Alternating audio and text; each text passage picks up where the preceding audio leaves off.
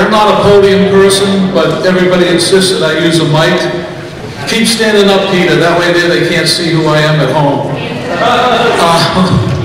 My name is Jim Slattery. I'm the Vice Chairman of the Norton Building Committee. We also have here, hold on, I gotta get my cheat. Mark Grisham, my clerk, Dinah O'Brien, we're all Irish people, so Dinah O'Brien, Kevin O'Neill, who was giving tours of this building because he was on the previous building committee. I'm Jim Slattery. I would also, and Bob Medeiros is down here in front, and I'd also like to give credit to Lucas Wezak. He was our chairman. He resigned for family reasons. He's got a new child and a few other things came up in his business, so he resigned. So I don't know if they'll elect me chairman, but they suckered me into running these meetings, so we'll see if I'm rewarded or unrewarded. We'll see what happens. So tonight you're here for two buildings that we were given the charge as a building committee in December of 2017, that the town needed a town hall and a senior center.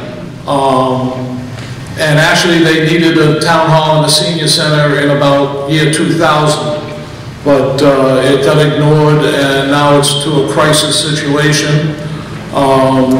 We met the first time in January and realized that we had to fast track these things because both buildings were really inadequate, and you're going to hear tonight how inadequate they were before you hear about what we want to propose to the town. Myself, I am a person who goes to the senior center.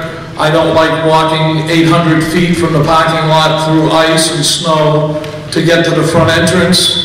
I also don't like meeting as a building committee meeting in the snack room of the town hall and then getting kicked out of that room because somebody else needs it for a meeting and sitting in the hallway someplace trying to hold the meeting. So both buildings I'm familiar with. I'm familiar with how inadequate they are for today's situation. Also, we have here tonight the town manager, Mike Eunice.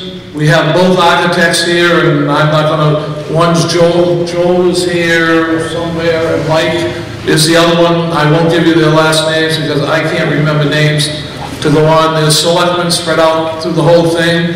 I do want to thank the chairman of the Board of Selectmen,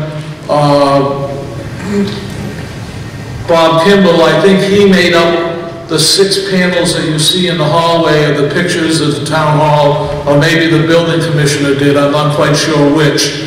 But if you haven't visited either one of the buildings, you should, to see how inadequate they are. So the plan tonight is for me to warm you up,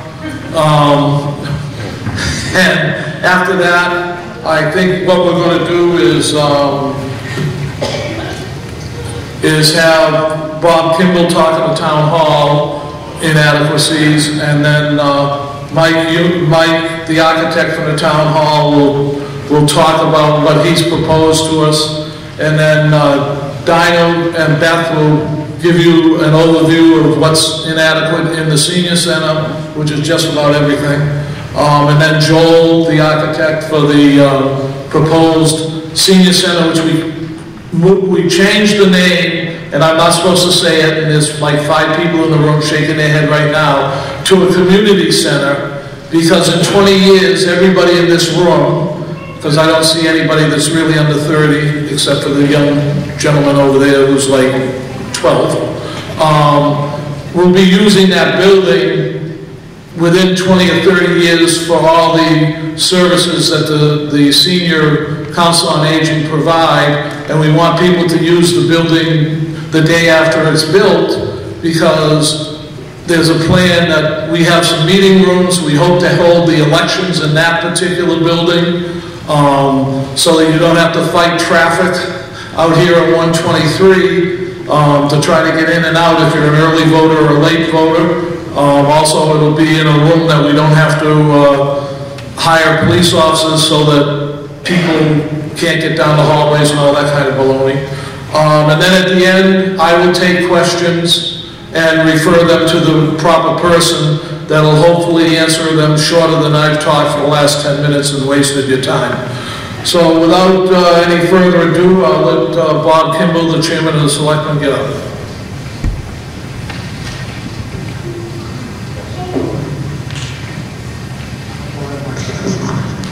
I'm going to try it over here. Good evening. Great turnout. We appreciate you showing up for this. And first and foremost, I want to thank the building committee for doing a great job of pulling all this information together. It's been a strenuous task to make this all happen.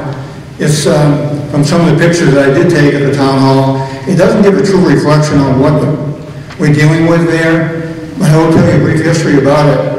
The town hall as it is today is a gymnasium. It was part of the House of the Pines College, which was across the street where the rehabilitation center is today, College of the Pines. It was their gymnasium. So if you can look at it and visualize it, you realize that the selectmen are on stage every other Thursday night, because that is the original stage that was used for that facility.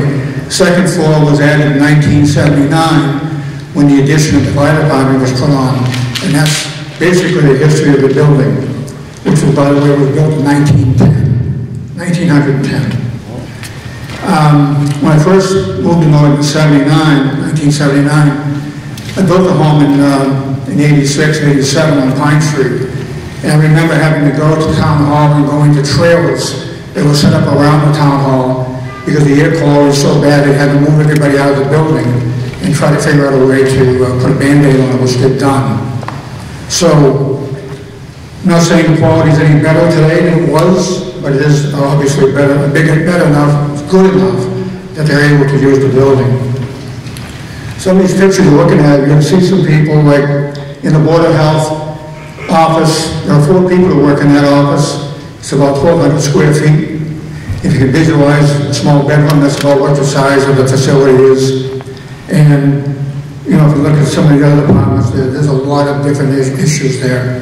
When we spent the money to build a new police department, we removed, obviously, communication and police from the basement. Today it still looks exactly the way it did when we took it right out of there. We didn't put any money aside to make improvements. And I think some of these pictures you're seeing in the basement kind of give you a reflection on what it looks like down there. It's like an area where nobody wants to go. So I'd like to talk briefly about some of the issues that are with the existing town hall. First of all, by today's code, there's not enough floor space per person, which is about 100 square feet per person as required for this use. The lack of department head offices and open space plans does not provide privacy for private conversations.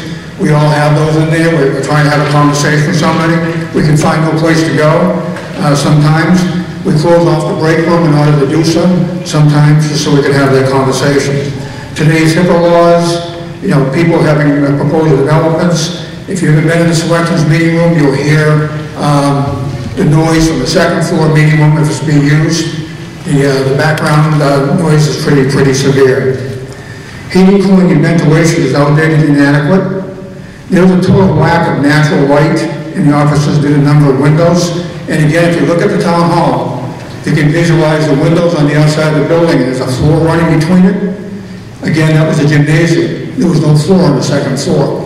So that's why you have windows that are split on 2 different levels of town hall. Not enough bathrooms. Pumping fixtures and drinking fountains for employees in public use. There's none on the second floor, which increases the distance for anyone who needs to use them, and also infringes on code. Most offices' rooms are in need of carpet, paint, and new ceiling tiles due to age and use. Again, the main concern I would have is the quality of the air and the construction of the basement, which is a total disaster. Fire protection is a large fire load and paper storage, obstructed egress, and lack of fire-related ceilings in the basement. If you look at some of these pictures, you'll see some of the storage that we're using. You can see it in this one here. And I've said it before and I'll say it again, if the place ever goes up, it's going to burn for 3 days. There's so much paper down there. The open chases of the building, which allows smoke and fire to extend easily and also allows second sound to travel throughout the building. The use of space heaters, which is used quite a bit in the building. There's some serious issues with the HVAC system and its ability to maintain a level of heat for everybody. If you're in the first floor conference room, you're dying. If you're on the second floor, you're looking for heat. So there's a lot of issues there also. One of my favorite topics is the assembly area for the Board of Selectmen. It holds about 30 people. That's why we're meeting here tonight. It's not adequate for what we need to use it for. Again, it's the old stage, and it still has a carpeting in that room that was put in there in 1979. The air quality in that area is probably just as bad as some of the other areas downstairs. There is a single undersized egress that needs to be, by code, there are two egresses. There's actually only one now to get into the selectmen's meeting room, and anyone's been there recently can tell you it's slim. And as you get older and bigger like I am, you notice it's even smaller than it was before. But the point is, it's not within the minimum requirements for 36 inches, and we are in fact in violation of all the ADA laws. The front vestibule does not meet ADA requirements. The first floor interior ramp is too short. The steep creates a tipping hazard to the general public. The AD parking in front of the building does not align with the interior elevator to the rear of the building. And on energy efficient, there is no insulation on the interior walls, roof, or any part of the building. The windows are large. They obviously are 1979. They weren't probably there before 1979. And just the energy regulations alone that we would institute in the new building would help pay for the old one. The structure has some large cracks. I think you saw some pictures outside. They're formed in front rear stairwells. They extend from the foundation to the roof. Due to a lack of lateral wall braces and the building settling, roof assembly is outdated, puddles and leaks. We were able to put an HVAC system up there for the first time. What, last year was it, Mike?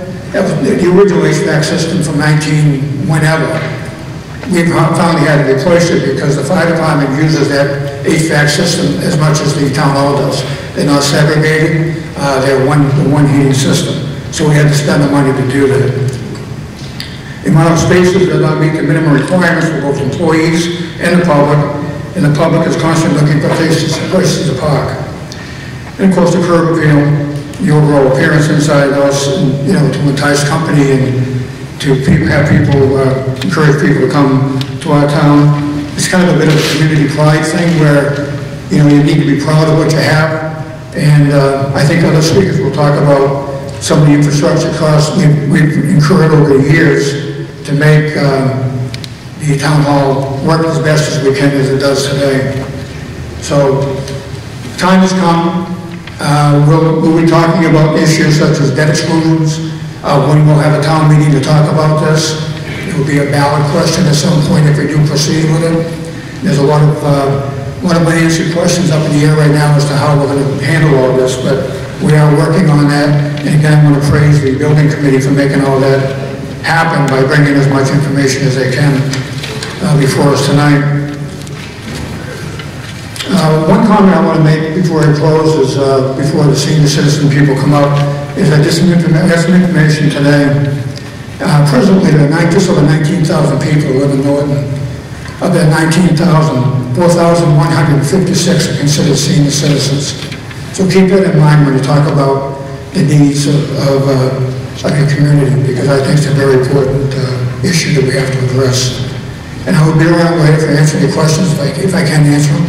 But I would appreciate you giving consideration to this issue, and I would encourage you to continue to stay focused on these meetings and make sure you all understand what we're trying to do here, because there are some issues that we need to address, and whether or not we can't make it happen at 70 East Main Street, then we'll have to come up with another solution to the problem. But thank you for taking the time.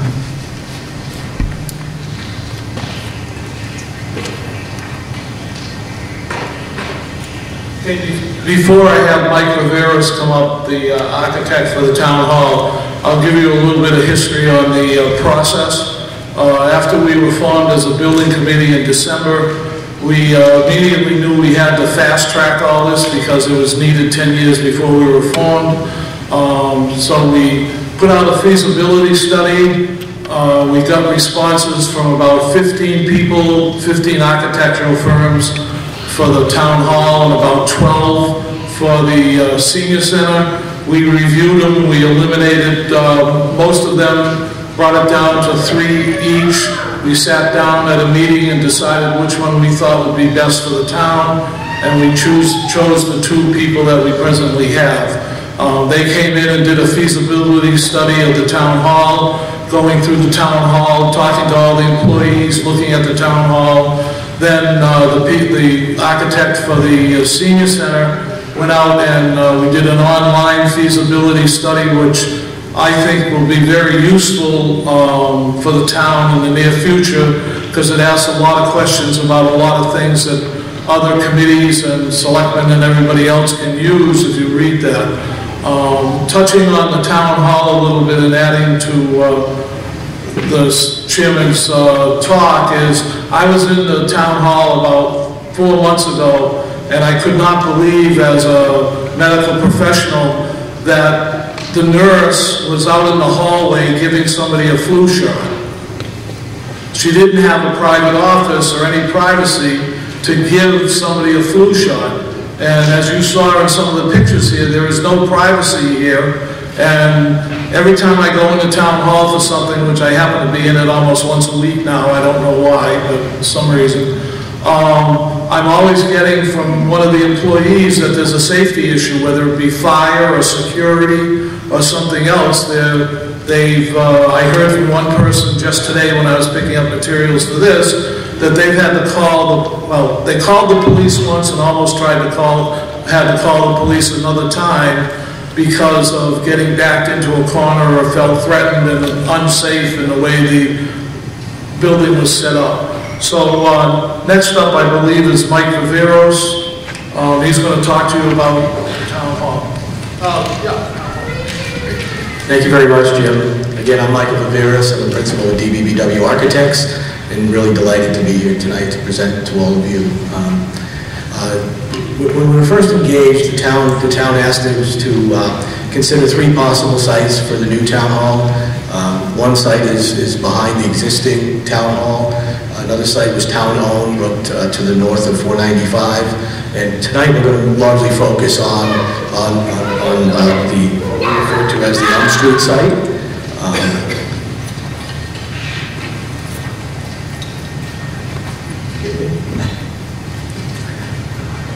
So what you're seeing here are photographs of the Elm Street site, along with an aerial photograph to the right.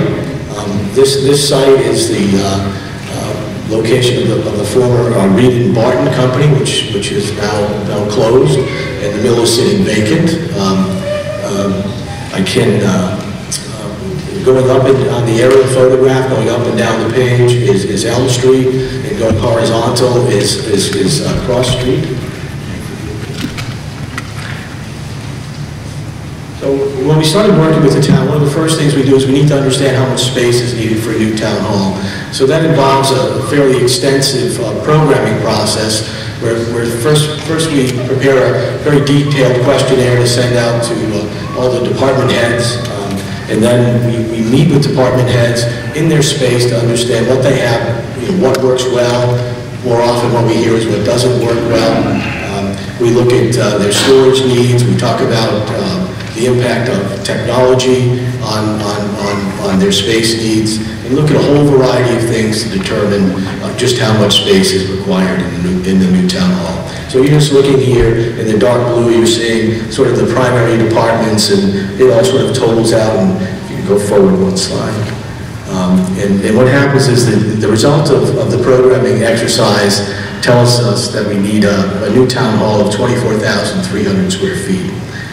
And that compares to the existing town hall, which is about 14,800 square feet. So you might ask, well, why the significant increase in size? And that's largely due to some of the things that were already mentioned tonight. One is providing a proper space for Board of Selectmen meetings. Another is providing a proper amount of space to accommodate when staff are interacting with the public, where now there really is not, as you think about counter space and whatnot, the space that's presently there is really quite inadequate. And so another thing is providing a bit more conference space, and that's conference and meeting space, both to be shared amongst staff, as well as in a few places we have additional conference space that's specific, more or less specific to a department. So what you're seeing here above is our floor plan diagrams, and it's important to understand that this really is the beginning of the design process. But one of the key things that we're trying to do in laying out a building is to put, laying out a town hall, is to provide the spaces that see the most public interaction on the first floor.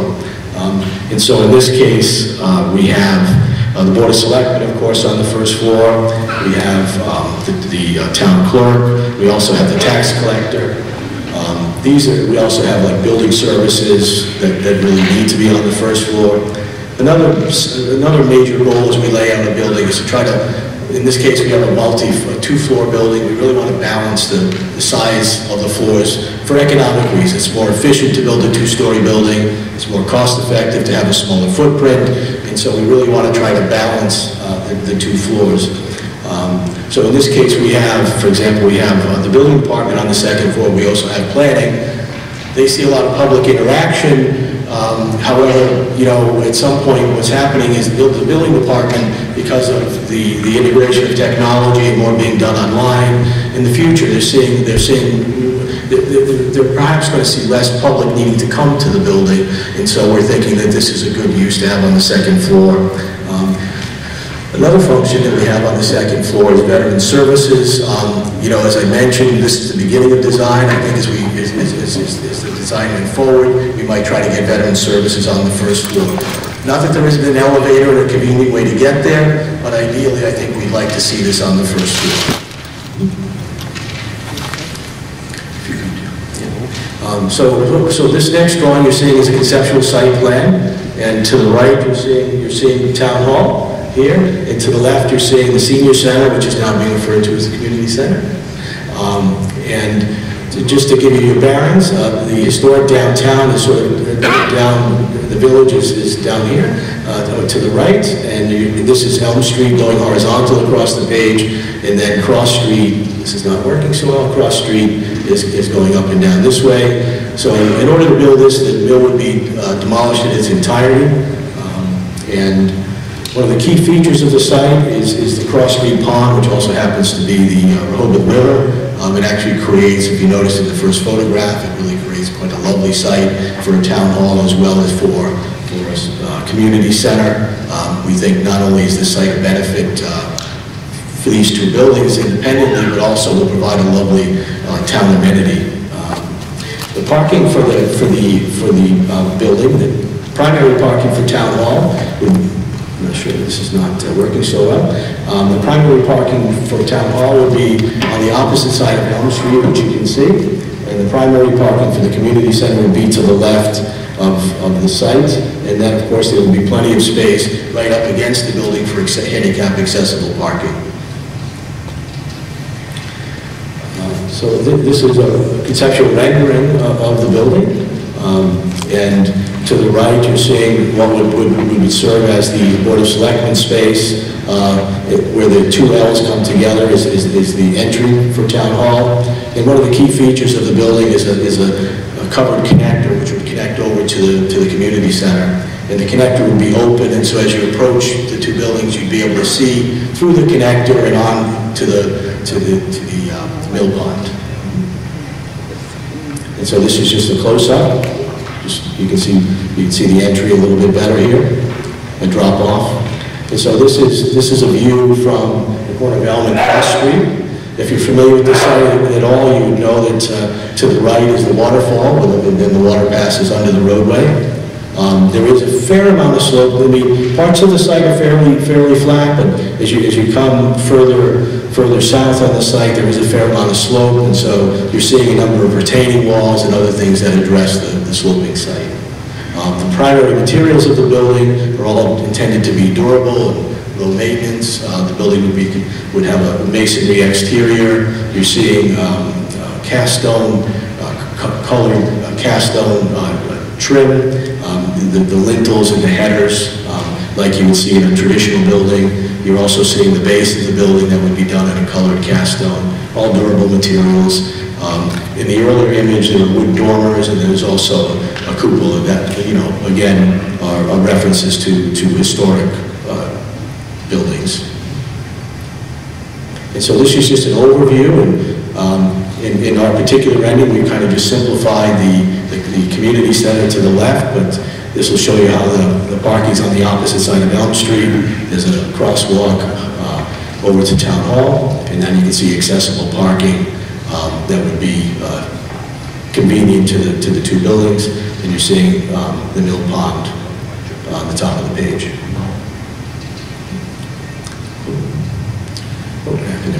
Okay, yeah.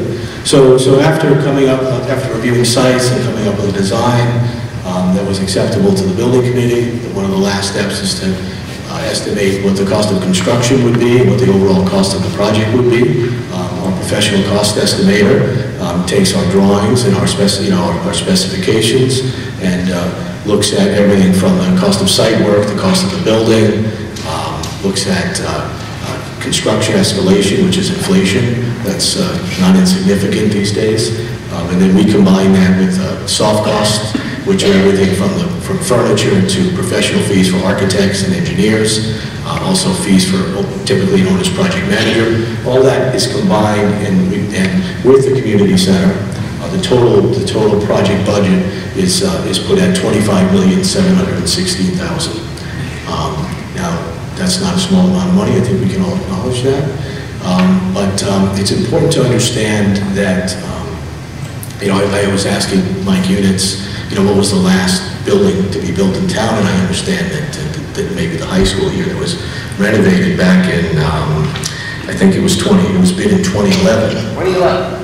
I'm sorry, 2011? Yeah. 2011.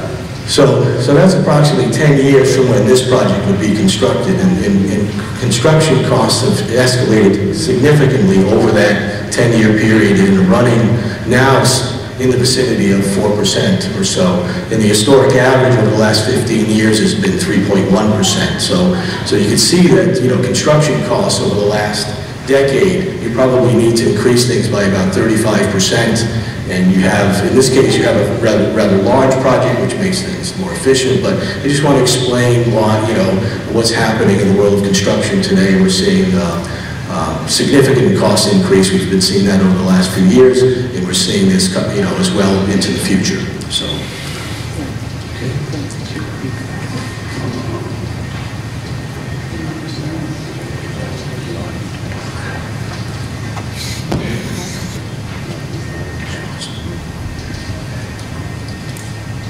Hey, Mike brings up a good point that some of you may be thinking about site selection. We didn't go to Elm Street right away, although we knew it was sort of available. There was great gnashing of teeth between the committee about where to put the buildings, whether to put them together or whether to have them in separate places. Some of the sites that we went to, and there was a slide up there that alluded to it, and I'm sure it's in one of the handouts. I haven't checked the handouts. We went to Summer Street down by the VFW. We deleted that site for water purposes. We went to a site down by 495 where the state sand pit is, where two buildings could be put, but there was a lot of site preparation work there, and we thought that it was a little bit far away from Town Hall. We also thought of behind Town Hall for the new Town Hall, but then it would interfere with the highway department. You'd be building another building to replace the building we encroached on. We thought of the vacant lot beside the Town Hall. That was too expensive. I'm trying to think of the other. Oh, there was one down on West Main Street where the Playtime place is. Down by the vets, there's an open lot. We tried to look at lots that would cost the town no money. They were all land that the town owned or something else. And then in process, the Reed Martin property opened up, and I know there's been a lot of concern about the property because they did metal work there, and there's a lot of cyanide and asbestos and everything else. But you've got to understand that the federal government, whether you trust it or not, and the state government, whether you trust them or not, are doing a remediation there, and they're going to clean up the property. We will not, the town, and the focus of the town has been from day one, they will not take the property unless it's clean, because they don't want to end up with a white elephant that they end up having to turn black. Or a black elephant, they have to turn white, whatever way you want to talk about it. So the Reed Barton property, because of its size, because of its nature, I mean, even after the buildings are built, you'll have a nice conservation area to the north of it that can be walking areas, picnic areas, or whatever. It's on a big enough site, it has big enough parking for both places. As far as the remediation of the site goes, I think the bottom line is whether they don't get 100% of it, if they get 99% of it, there's going to be a concrete foundation on it. So I don't think too much stuff is going to come up. It's all going to go down if there's anything there. But I believe that the federal government and the state government will take care of those properties. I had another point, but I forgot what it was, and it'll come back to me. So the next person to talk will be Diana from the building committee, and she has quite an extensive history of helping to build 3 buildings, I believe, in Plymouth, and also 2 buildings in Mansfield, and Beth, who will be talking about the needs of the Council on the Aging.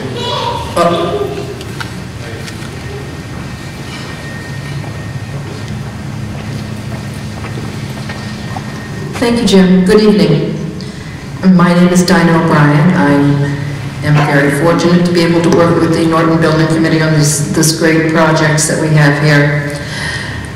I was going to give you a little bit of background on the Council on Aging itself. It's a great building.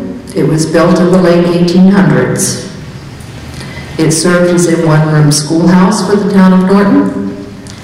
And then in its middle age, it was a fire station, and now it is our Council on Aging. So it's been around for quite a while.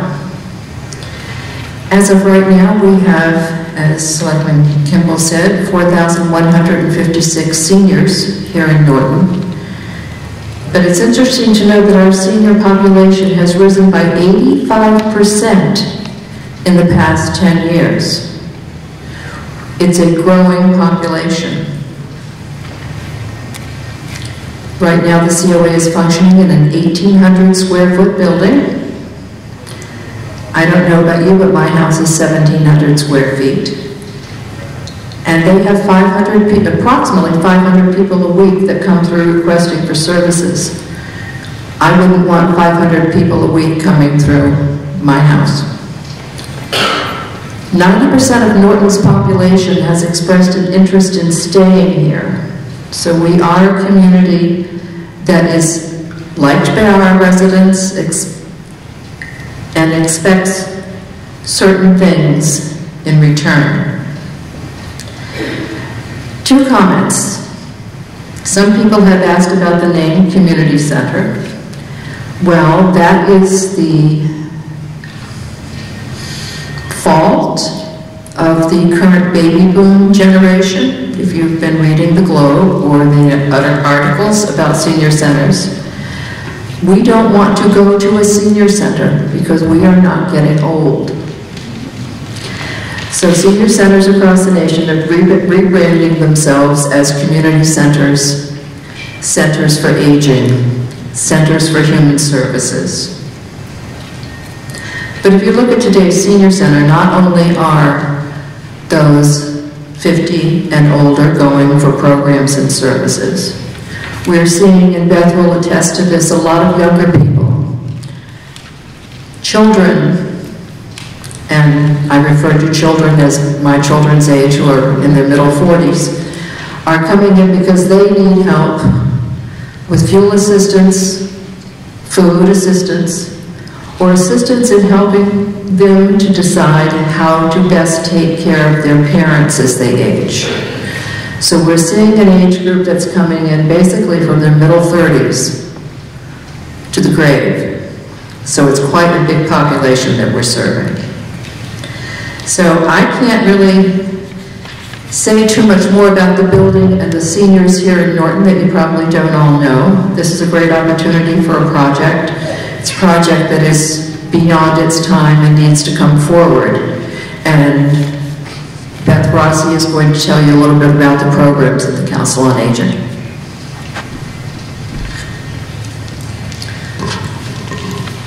I think it's important to talk about the mission of the Council on Aging. The mission of the Council on Aging is to provide services designed to improve the quality of life of our older residents by improving physical well-being, mental alertness, and social connectedness. The goal of the Council on Aging is to help Norton's older residents to remain independent and in the community as long as possible. How do we do that? And we do a great job of that. We do that, I try to offer a balance of physical fitness programs, educational programs, social programs. Everything we do within the walls of the very small senior center we have now focuses back on that mission, on how we can make the residents of our community the best that they can be.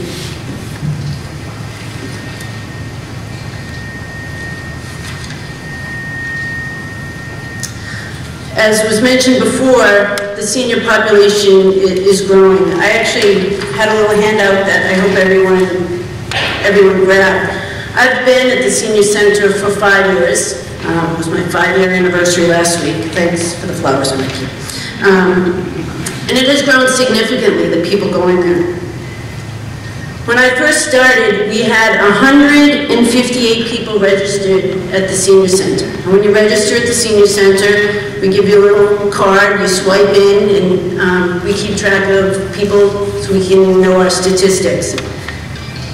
I did a check today. At the end of the last fiscal year, we had 856 people registered with the Council on Aging to use the programs. That's a huge growth in 5 years. We went from having 425 swipes of people coming in to use fitness programs. Last year, there were 3,265. You can look at the charts. I mean, it's educational programs. Back in 2014, 30 people attended an educational program. Last year, it was 1,100. Social activities have also grown. We went from 3,468, which as you could see was the main focus back then, to 7,521. The senior center here that we have in town is active, it's vibrant, and if you read the Sun Chronicle, there are no old people there. Really, they're not. I had a couple who came for Tai Chi the other day, and they're like, Beth, we are so much more fit than my children, because they sit and work all day on their computers. And we're doing Tai Chi, and we're doing Zumba. And I can attest, I can't keep up with them in Zumba. I don't even try. I do eat the White's pastries, though, and that's nice. I visit you often. Huh? I visit you often. You do visit me often, Peter. Thank you. The senior center, as we have it now, is a warm, friendly, inviting place, and I've worked really hard to make it that way. Often people, when they lose a spouse or their children or live far away, they're lonely. Loneliness is as bad for your health as smoking 15 cigarettes a day. I don't want anyone in our town to feel lonely. So we have this great place where they can come. People come, they come for all different reasons. Some people come just to work out. Some people come because they like to do crafts. I have a new group now of quilters that come in. They love their sewing machines, so they don't have to sew alone. It's great. It's good for their health. It's good for our community.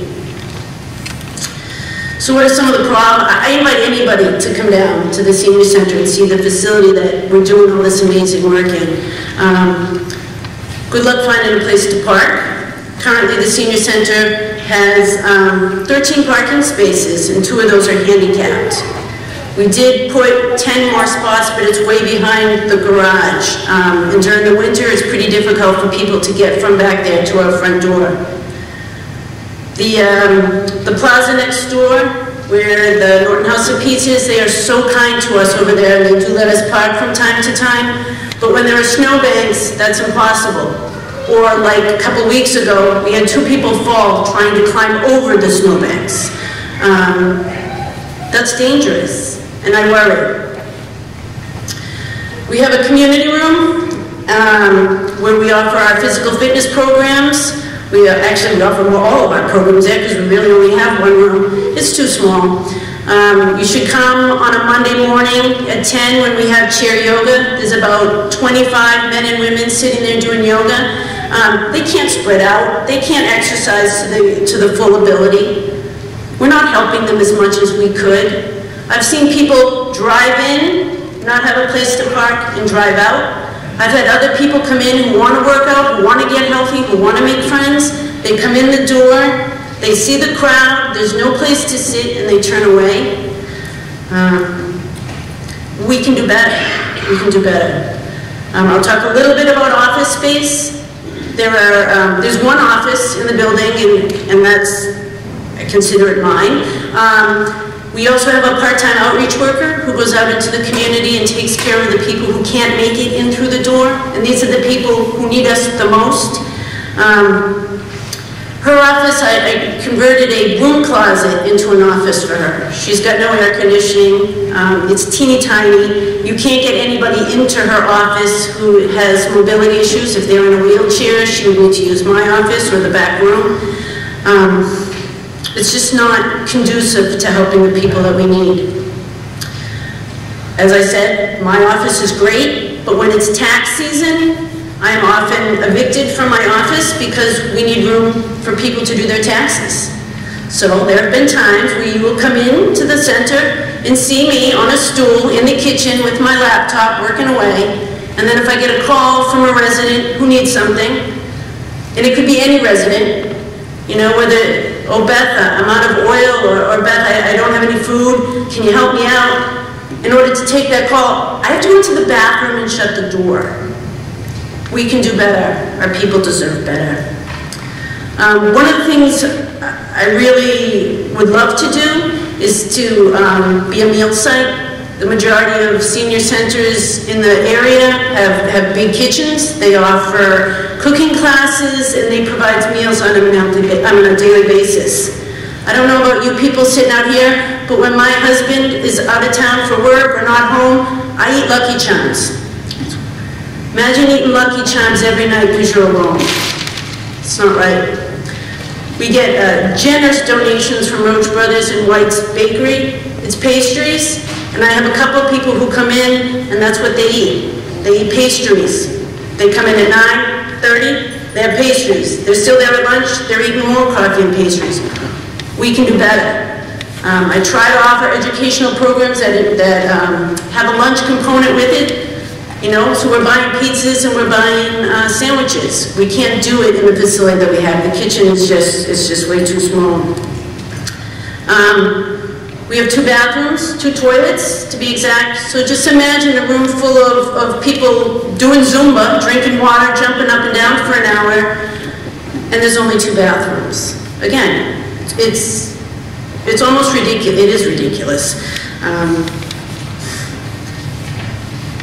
So that's, those are some of our needs. Storage, we have no storage. If you go in our back room, you will see the cornhole stuff stacked on top of puzzles, stacked on top of books. Again, I invite anybody to come over. I'll have a cup of coffee with anybody and to talk to you about the work that we do over there and show you the facility. Another thing we do in that building is I'm the Department of Human Services as well as the Director of the Council on Aging.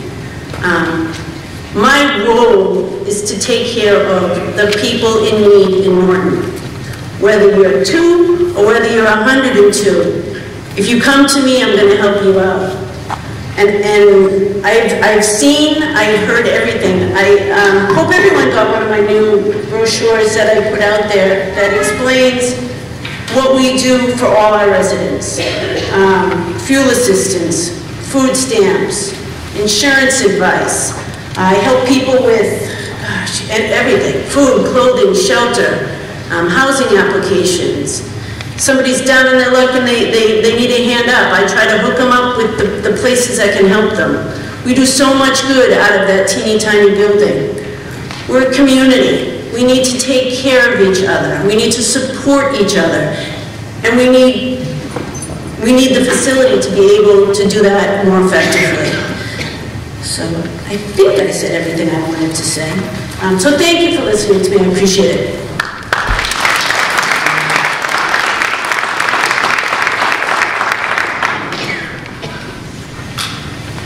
Of course, I've got to say more. A couple of things that I remembered that probably are on your mind. The first thing is the impact on the tax rate. I'm sure you're going to ask Mike that, but I'm going to take his thunder. It's $94 per $100,000 in the first year, and in the last year it will be $52 per 100,000 in the 20th year. If you want to get an idea of overcrowding, and let's go back to the town hall, recently there have been two big issues in town that have been overcrowding the town hall, and that would be the Bay Street solar panels and the industrial park on Leonard Street. I think if you watch the TV at all, and when you get bored with this, stay on the channel and watch those two meetings. You'll see how crowded the room is, and I'm surprised, in order for some of them to make their point, that they don't call the fire department for the overcrowding of the meeting room. They show up like 50 or 60 people, and the room's made for, like, I would say 20 comfortably, 30 uncomfortably. But that's the town hall. As far as the senior center goes, which would be the community building, that community building would be open to Boy Scouts, Girl Scouts, anybody who wants to have a meeting there. Best building right now, that's the old fire station, that was the old schoolhouse before that. We can't put on more than 2 activities at one time. There's only 2 rooms for meetings. Right now there's tax season. We provide they provide, I shouldn't say we, I don't do it. They provide tax assistance. There's a Shine officer there that will tell you about what benefits you're entitled to in Medicare and retirement. Beth mentioned quilting. Quilting has to be in one room, but if the sewers, the knitters are there, that's another group that has to try to use the same room. Then the bridge people have to try to use that same room. The Tai Chi and Bingo have to go in the big room. It's just a mess. I mean, there's no room for anything there. And I think that's all I have to say right now. The next person to come up and speak is Joe Bargman, sorry, forgot a G. He's the architect for the community center. And the other thing, I just remembered it and then I lost it again. That's what happens. I'll write it down. Go ahead. All right, thank you, Joel Bargman. EHSA is our firm. Gonna just back up a little bit. We were retained to do a market analysis and needs assessment, and also to do a survey. And why is that? Well, Michael explained when you're doing the town hall, you can go through the town hall and see the rooms, interview folks. As Beth explained, in this 1,800 square foot former school building, we weren't really able to go through and see the rooms and see the deficiencies. We can learn about those, but it isn't as if there's a model for how the senior center need to be improved. So the building committee very astutely asked us to prepare a market assessment to document some of these facts that have been put out there tonight. This particular chart looks at not only today's seniors, there are 4,020 seniors, about 1/3 of the population of the town, but that middle bar is showing the next generation of seniors. We're not just building the building for the next 5 years or the next 10 years. We're planning the building for 50 years out. The senior population is projected to be level for the next 30 years. There's a need for a larger building as demonstrated. This slide is similar, but it points out the proportion of the population, and as Beth mentioned, you've been in the same building, the population is more than double, it's almost double, it's 86% increased since the building was occupied as a senior center. That increase is going to continue to increase, if not over the next several years. A couple of pie charts here. It's interesting, the number of folks in the community that own their houses, over 90% folks own or rent a residence in town. And of those folks that own a residence in town, Dina mentioned, over 90% intend to continue living in Norton. That high level of seniors does not drop off. Those people want to age in place, they want to age in place well. And actually didn't plan this, but the numbers that Beth just gave you, you have 4,000 seniors, 800 folks coming in are registered users. It's exactly what our survey found. About 40% of the folks use the building, and a fair number of people don't. Why is that? You can't find a place to park. That was the main requirement. Why people don't use the building. And B, the classes are oversubscribed because you don't have enough space. So the needs assessment was trying to determine and give us a factual basis for the need of a larger building. It also looked at and asked, well, what are the programs that folks want most in the community? The most highly rated, oddly enough, was group exercise. We didn't anticipate that. The fourth was outdoor paths, so we can see that health and wellness is a key component to what folks want out of the community center, senior center. Senior center runs on its belly, the kitchen, the meeting room, especially important, that came in second. Third was meeting rooms. What meeting rooms are program spaces for different activities. Those activities that Beth mentioned can't be housed in the building today. We also asked, what programs would you like to volunteer for if you had a larger community center? The number one option was the food pantry. So that, we've been looking at the food pantry in Norton. That sort of gave us reinforcement about thinking the synergy between the food pantry and the senior center, community center program. All this got us to these sort of 5 foundations of what your building will have. Volunteering capability. We're building a larger building. We don't want to stifle the growth by having to add staff. We want to be able to have volunteers handle the increased usage, have volunteers help folks so that you don't have an increased operational budget. Lifelong learning, wellness, information, the SHINE program that was mentioned, and then socialization, the cafe, the anti-loneliness program that Beth just talked about. So those are the pillars that go into making this a 11,000 square foot building, of which 850 square feet is that food pantry component. The multi-purpose room, the heart of the building, is a 1,600 square foot room supported by a kitchen. Every room in this building is a program space. Even the kitchen is a place where you can go in and use and learn and have an activity. We came up with this floor plan. In the middle, the yellow area in the middle is the lobby, and from the lobby emanates to the right your support spaces, the SHINE office, the administrative offices, the outreach offices, the places that you need to go for help if you're a child of a parent that's aging, or if you're an aging parent yourself, you can go and get your assistance to the right side of the plan. The kitchen and the restrooms are on the upper side of the right plan. Right in the middle is the multi-purpose room. So the idea is you can come into the lobby. The lobby will have a little cafe off to the side, socialization area. That area doubles as the ante-room for the multi-purpose space, so when there's a big performance or a big event, there's a place to gather outside of that. The left side of the plan then is your program spaces. So you have support on the right, program on the left, the community room in the middle. The program rooms on the left are flexible. There's a wellness studio, activity space, we call it crafts room, but it can be converted to any type space in an activity room. I think some of the images are missing here. Can I slide this in?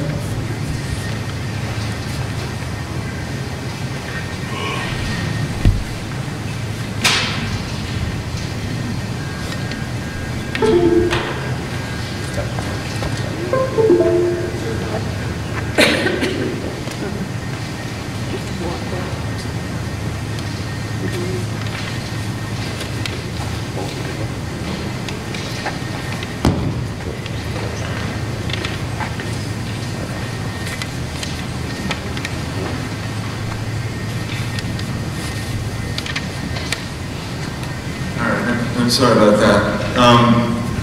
I just want to walk you back through the plan. So in the middle of the building, I said we have that lobby. So these are representational images. It's not necessarily what you're going to have, but that center lobby is intended to have a fireplace, a seating area, a conversational socialization area. You have a cup of coffee, and then head into the multi-purpose room that's straight ahead there in that space. So if this project's approved, we'll really design this for real in the next phase. But this is a representation of what that center lobby space can be. It's more than just a lobby. It solves that socialization element. The left side of the plan I mentioned is a program space. Those rooms are very flexible. They can be set up and taken down. You can have a Zumba class in there. You can have an iPad photography class in there. What you don't see in this plan, and you've seen a lot of older senior centers, are computer labs. We have a full Wi-Fi system planned for the building. You can set up and take down your iPads, your computers. We don't have to dedicate rooms to technology. Everything in this building is flexible because, as I mentioned, the building's designed not for today's seniors only. We're thinking 20, 30 years ahead, and they'll have a different need. We need to design in flexibility. Activity spaces in that program room. Again, it's a flexible room, can be taken up, but there's a games program. Very key to bringing a male population into the community center. Upper left, upper right is the kitchen. I mentioned no space becomes a support space. The kitchen would be like the kitchen on the left, not the kitchen on the right that no one can use because the kitchen equipment is too sophisticated. It's sort of commercial, but residential. Volunteers can use it. You can have cooking classes. High school kids can come and learn about recipes. It's an intergenerational mixed-use program space that also provides meals, Meals on Wheels, and other activities. And that serves also the multi-purpose room. Again, it's a representation of flexible, subdivisible space that can serve up to 130 people at dining tables. Outside of the building, there's a covered drop-off at the front, so seniors can drop their spouse off in the inclement weather, pick them up. The van can get underneath that. It's a high enough space. The town hall's there off to the right. There's a little breezeway connection between the two buildings. The view from the left is the food pantry and the program end. The food pantry is purposely on this end so that folks can drive their car up in the parking lot, get to the food pantry, bring their food back out to the car in a very easy manner. Michael showed you the site plan. We have highlighted what's the senior area, and what the important point we're making is there's 53 parking spaces that are dedicated to the senior center space. There's another 23 spaces in the front that are shared between the two buildings. Very adequate parking, and then there's a large parking lot across the street. So when there's a large event, there's more than enough parking. And the beauty of this site, that second most desired program is outdoor walking trails. In addition to the inside programs, we can have outdoor health and wellness and fitness programs that we're desiring as part of the survey. Timeline, if the project's approved, the site cleanup will take approximately through 2021. We would be able to start construction January 2021 with occupancy of the senior center 11 months after that. The town hall might take a few more months. It's a larger building, a little bit more complicated. Thank you.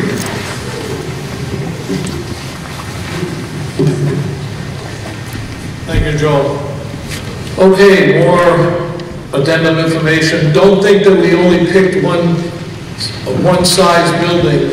In keeping the town's best interest at heart, when it came to the community center, we actually had a 25,000 square foot building, we had a 15,000 square foot building, and we have the present one.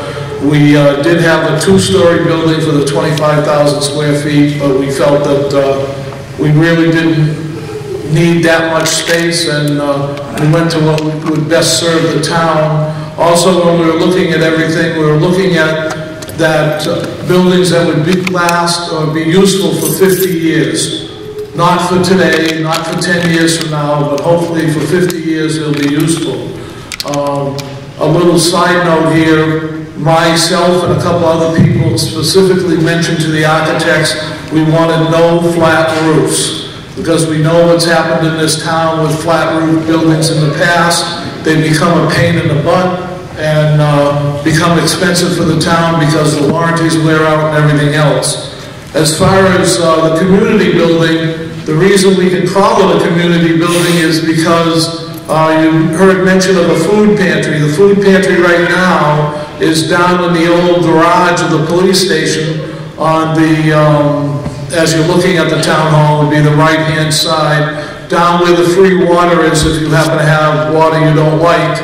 There's a water machine down there that works very well. The two garage doors behind there is also where the food pantry is. It was thought to move the food pantry into this community building so they could have more space and have a bathroom and some other amenities. Also, something that hasn't been mentioned is in the last, well, I think 3 weeks ago, we had a power emergency in town, but we didn't have a shelter.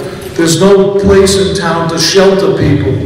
We've decided with building the community center that we want a generator there and we want the building available. Last summer there was a power outage for a week and a half. People came to the Council on Aging looking for a cooling station. There was no power at the senior center either. So this community center will also act as a shelter for the town residents, because right now the only authorized shelter is in Attleboro at one of the schools somewhere, and who wants to travel 15 miles to go to a shelter when you can have one in your own town 3 or 4 miles away. Also, there's been questions about the differential of cost. In fairness to Mike, his specifications and price includes complete site preparation for both the community center and the town hall. So there is no real site preparation cost. There may be some minor costs, but for the community center. And so the next person up will be Mike, the town units, the town manager, who will talk about the needs and whatever. Thank you. So if the town approves the project, the next steps obviously will be, we'll have to go out and do an RFQ for an owner's project manager.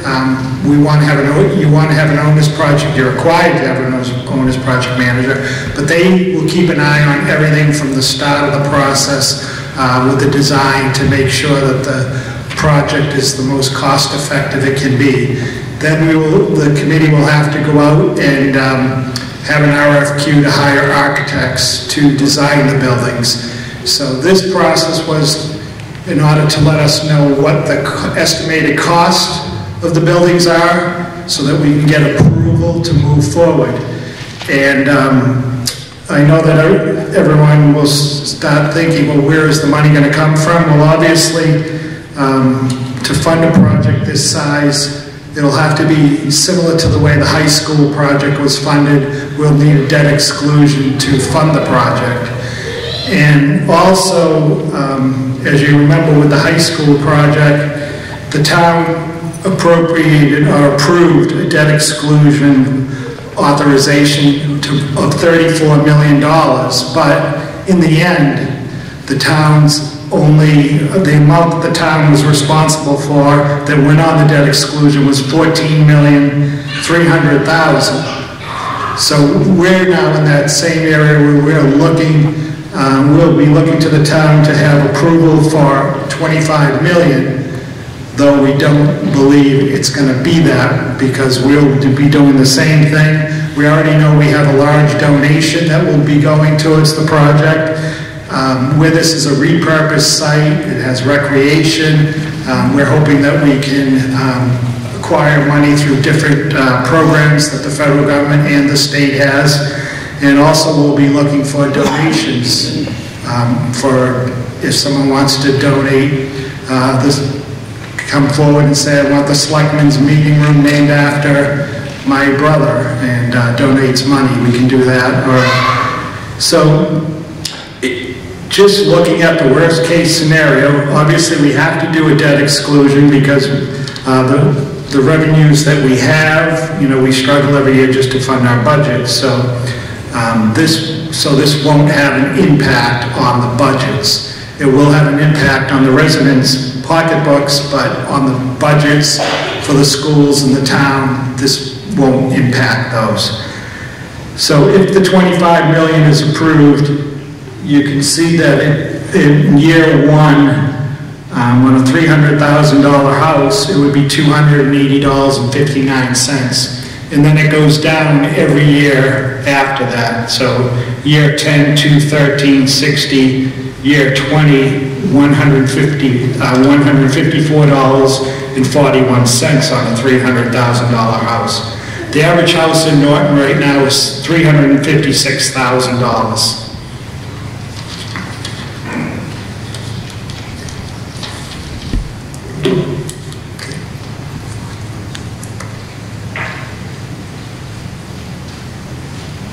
Okay, at this time, I'll take any questions.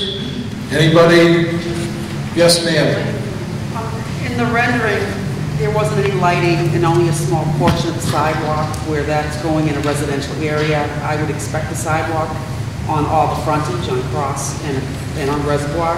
I'd like to know if the $25 million includes the lighting, if it includes additional sidewalk. I'll let Mike, the architect, first, then Joel, because they're the two buildings, and I believe they'll have the, I think the answer is yes, it includes lighting, but I'll let them talk to it. The intent is certainly to have sidewalks, and I know there are potentially other public monies that can also pay for sidewalks. In this case, one of the things that does happen is you have essentially a rural road where there's not presently sidewalks, so it's really just a decision to the town to decide to what extent they want to have sidewalks at the property. So, but in general, yes, the intent is really to have sidewalks. Does that answer your question? Does the $25 million include that, and does it include lighting? It certainly includes any lighting that's necessary. Yes, absolutely. Yes, in the back. Quick question, what's going to happen to the existing town hall that's in building violation? I'll let the town manager talk to that. And the second part of the question is, why not make that the community center since it's got the square footage? I can answer that. The building, if you go and look at the building and look at the structural deficiencies in there, it would cost a lot of money to make that suitable for a senior center. And it would never, right now, the only parking you have out front is 2 handicap spots for that building. And there's no way that you could have parking out back and have people have to walk up the stairs to get into a senior center. The building is just not a functional building. And you had another question. Oh, what's going to happen? The fire department will be moving over into a portion of the building. The fire department needs more space, so they will be moving over into a portion of the building, and we can use the remainder as it is now for storage.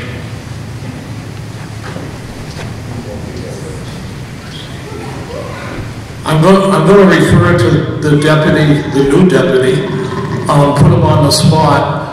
I was up visiting the fire department 2 weeks ago for St. Patrick's Day, for whatever reason. I believe they're actually double bunking people because the fire department has expanded so much from when the building was first built. And they're in only one building now where they used to be in two. But Deputy Simmons, do you have anything to add? Pretty close. We're not quite to that point yet, but we're real close.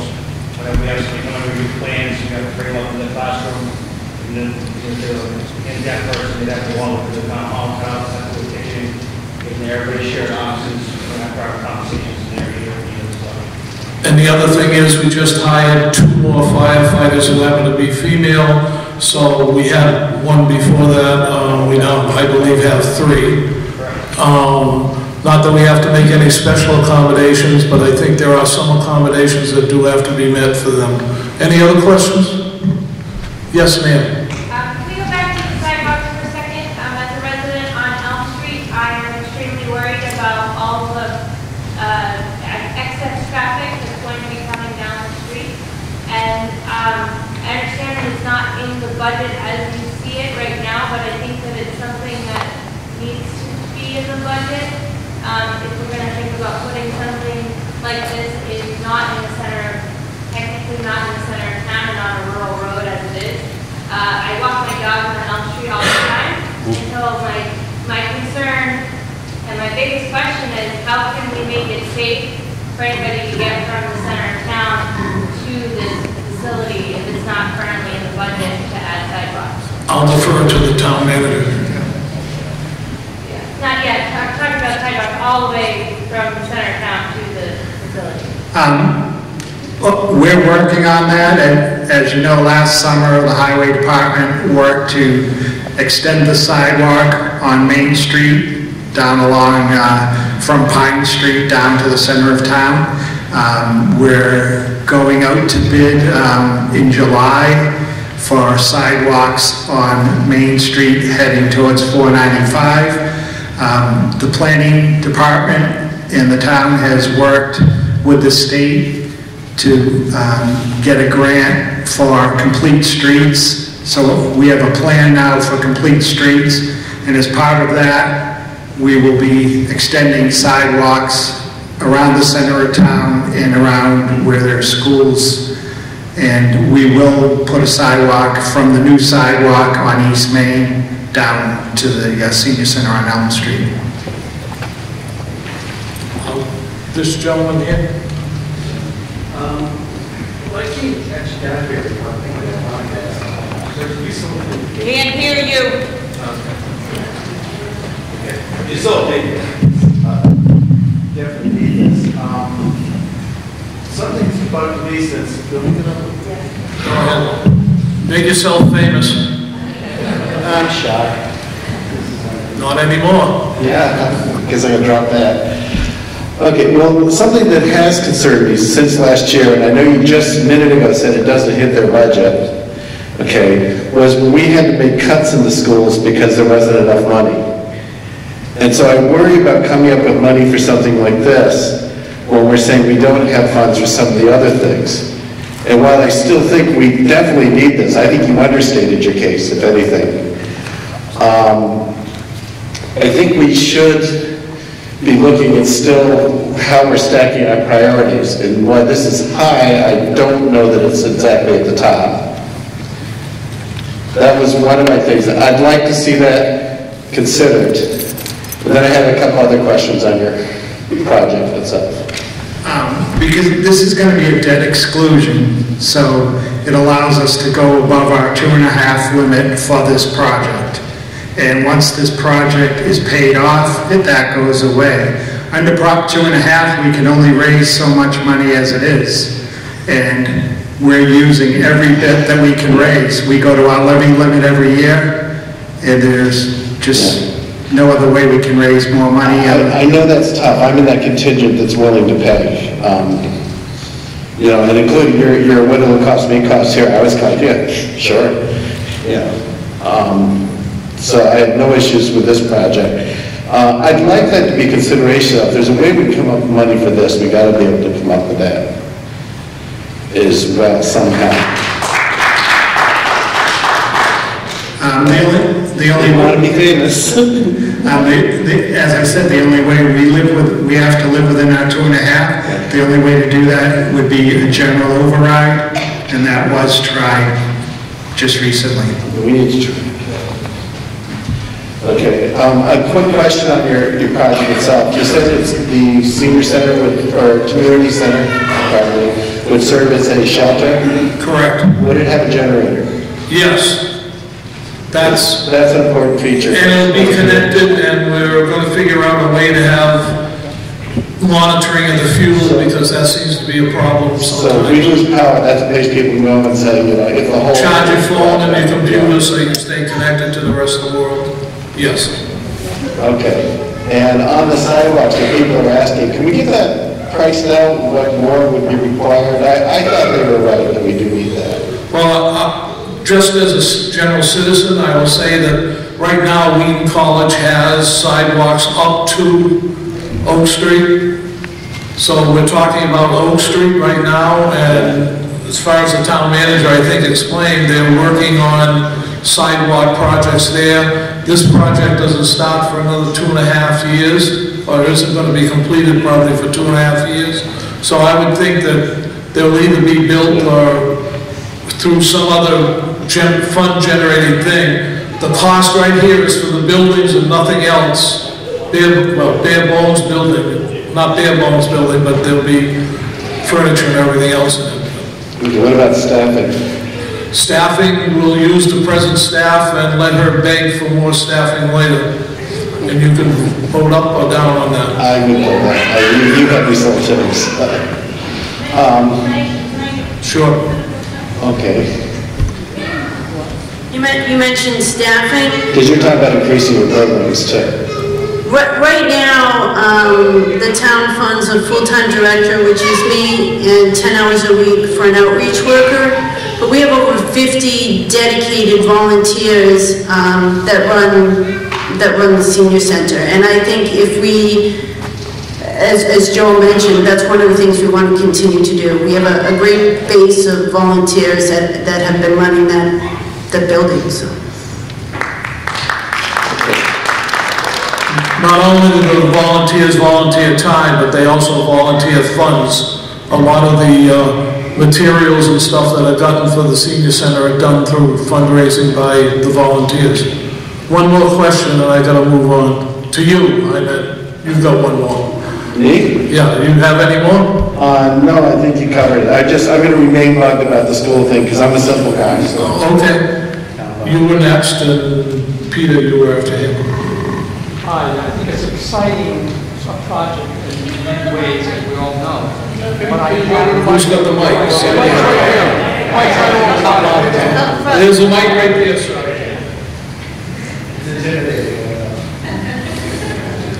Peter, you don't need a mic, but you can go up there. Go ahead, sir. I just want to mention that I have a major concern about Elm Street. I'm excited about the project, but I'm concerned about Elm Street itself. I know for a fact, I live on that street, just walking distance from where this will all take place.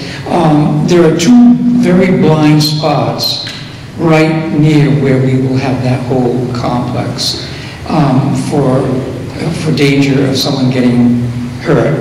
It is that curve right after the center is definitely a problem there, because I know people drive on that way on the wrong side of the road, and you really have to anticipate that. So that is a major concern right there.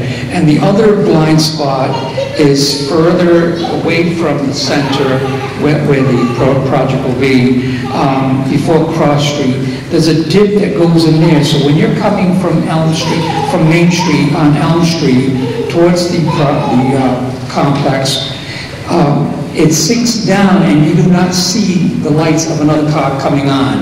And I find that as two major concerns. And I think that they really definitely have to be considered, and perhaps some means of some means of having something that will alert other people, because trailer trucks do go on Elm Street at a very fast pace. I know Mike has answered this question before at other forums we've had. The plan is to put like the lights that are at Wheaton College. Yeah. We'll just have to educate people to push the button, because I go by Wheaton College all the time and the kids cross without pushing the button and they're getting a college education. But we're going to educate the senior citizens to push a button, and hopefully there'll be flashing yellow lights that will probably be 8 or 9 feet up in the air, so it'll take care of that dip situation.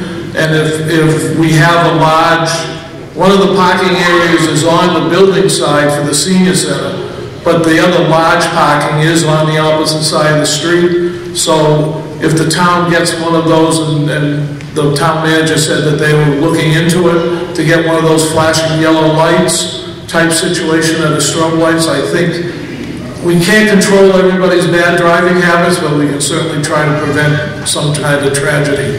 And that answer your question? Yes, thank you. Peter, you're next. Yes, I'm Peter J. Wiggins, the honorary mayor of Norton, and I've been to the Norton Town Hall lots of times to attend the meetings and take notes and put them on my Facebook, and I happen to know all the people there, and I've been to the senior center a lot of times on a visit, and I've seen the building, and it is in bad shape, the same as at a senior center. So it is time that we need a new town hall and a new senior center. Thank you. Well, if we get a new charter with the mayor, we know we got the mayor behind us. Yes, sir.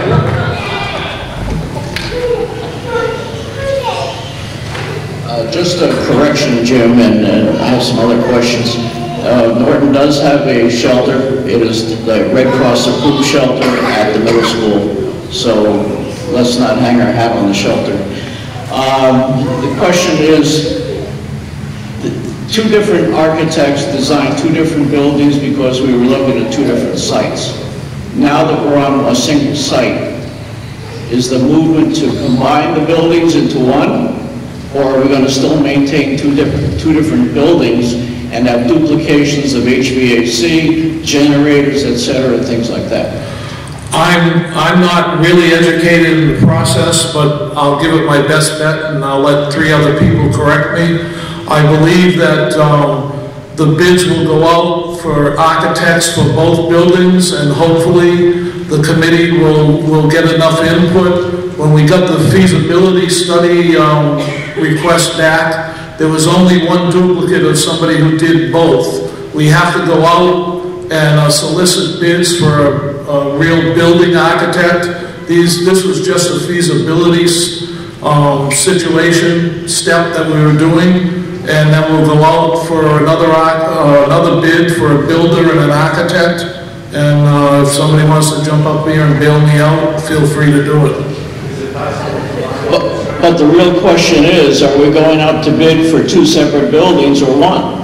Right at this particular time, what we have planned to do and what we were directed to do by the selectmen was to seek the town meeting article, and if it goes to a vote, for both buildings, not separate buildings. We did go out when the town meeting voted several years ago to do the feasibility studies. It was one for a town hall, one for a senior center. And that's the direction the building committee proceeded in. As we got through the process, we've been at this since January of 2018, it became clear that we were actually talking about 2 buildings that were built on the same site to provide economy of scale for construction, for architectural services. So at that point, instead of having 2 separate projects, we combined them together.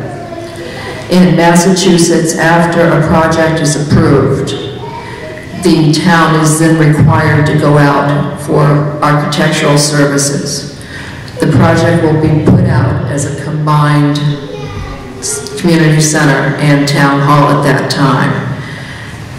We will have one architect. We will go forward that way. But that is why we currently have two, because we did start out as two projects. It became clear over 18 months that the economy scale would benefit the taxpayer if we went forward as one project. So that's where we are now. Did that help? It helps. It's not, probably not the answer I was looking for, because I just think having two buildings with a breezeway between them is a waste.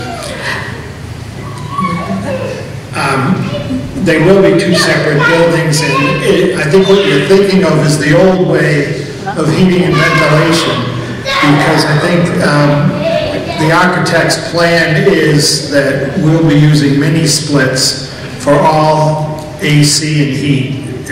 So there won't be any duplication. Yes, sir. Hi there. I just have two quick questions. One more procedural. Are these projects going to be considered individually or together when they go before a town meeting? Together. And what's the thought process behind that? I think for a town that continues to struggle to find funding for things, allowing people to make choices individually on each project makes a lot of sense. I think my thought process, and most of the committee, was the fact that there's a dire need for both buildings, and there's some kind of economy to scale of building both buildings at the same time. Hopefully, we get one contractor to bid on both buildings so that there is some economy in that. And we were given the direction that the town needed these two buildings. To have one without the other is fine. I mean, the seniors would be perfectly happy with just a community building, and the townspeople would be happy with just a town hall. But we need those buildings, and if we wait 5 more years and the town hall falls down, or somebody gets hurt at the town hall, or vice versa, if there's an accident or something happens in the senior center, I mean, the senior center is not provided. We wait 5 years for that. How much more is that building going to cost 5 years from now than it does right now?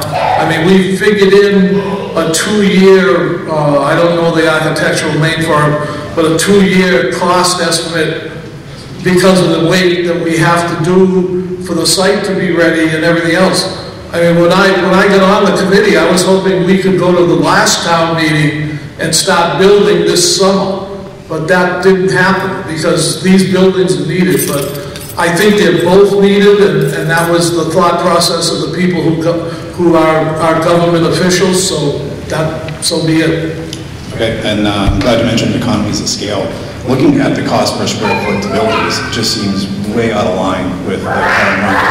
Even looking at 2 to 3 years of escalation costs, you're at $700 to $750 a square foot. You can build comparable buildings for $450 to $500 and have a nice building. So I'm just wondering, what was the basis for these estimates, and will that be made available publicly so we can look at them and make an informed decision? I will not say I'm an expert at that. I will go to the architect. Can I respond to 2 questions? I guess the first I'd like to respond to is why there are some benefits to having 2 buildings versus just one. It's very common to build community centers and senior centers of wood construction because of their size, because often they like to be on one's floor, because of the general sort of spans of the spaces that are necessary, the structural spans. You can build a building very well with more simple construction and save money over how you might typically build a town hall today. Also, building systems today, the kinds of systems that are available, it's not always better to be bigger. Sometimes it's better to actually be more simple. It makes actually long-term maintenance and other things just more affordable in the long term. So it's not always better to be bigger. And we do have a lot of components of the project that would be shared if you look at the site work, parking. If you think about the septic system, we're going to build one septic system. We're going to bring electric and other things in one time. We're going to bring one water service into the site. So we do have a number of economies that we're going to see because we're going to have the 2 buildings. We're proposing the 2 buildings on the one site. And I do think there are some benefits about even just fire separate. As buildings get bigger, they need to be built with greater fire separation, fire-rated construction. And so all these things come into play when you look at how best to provide a building. And so I do think that you are seeing a design that's cost conscious in terms of having two different structures, and town hall is very, one of the other things that happens, again, as a large senior center, community center, it's very nice to have that all on one floor. With the town hall, it's much more easy to have it on two floors. It becomes a certain size whereby we can make a judgment about whether it's efficient to have stairways and have an elevator. At some point, a building's too small, and it actually becomes expensive to have it on two floors. But because of the size of the program we have, it's efficient for us to be on two floors. And again, overall, we start to then have a construction that relates to those two floors. So I hope that answers some of that. And then regarding construction, regarding total project cost, we both use separate cost estimators, and our two cost estimators have worked together to look at things like cost inflation, what to carry for a variety of things in terms of design contingencies, owner contingencies, and construction costs today are, they're not friendly to buyers today. It's a very tight construction market, and we do want to be sure that we carry enough money so that this isn't some dream and then people have to come back and ask for additional monies.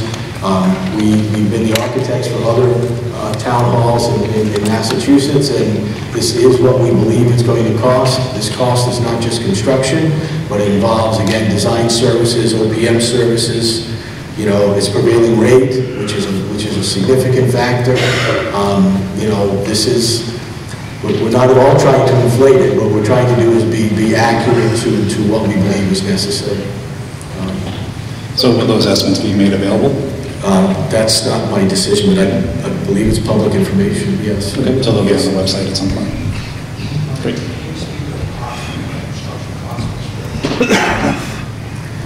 Yeah.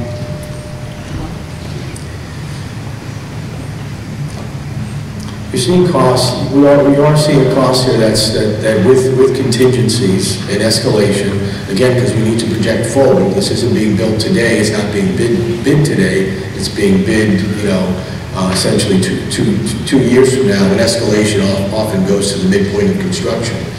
And again, escalation today, you're seeing, 4% is not uncommon. The Massachusetts economy is absolutely, the construction economy is booming, and it's quite expensive out there. Construction is exceeding beyond just the general cost of inflation. Construction is running faster than that.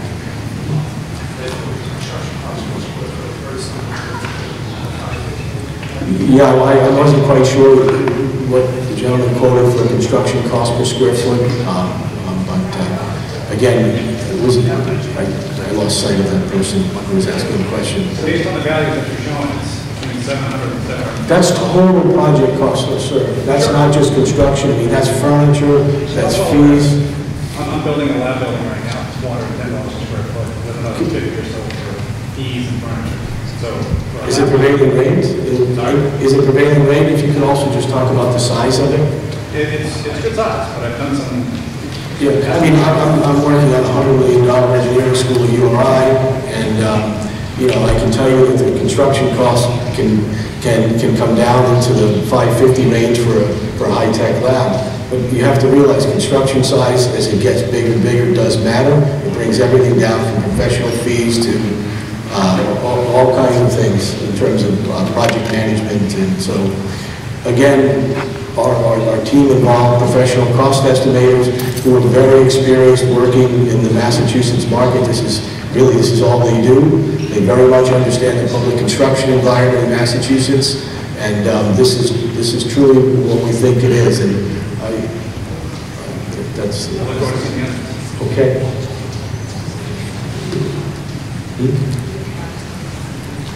525.35.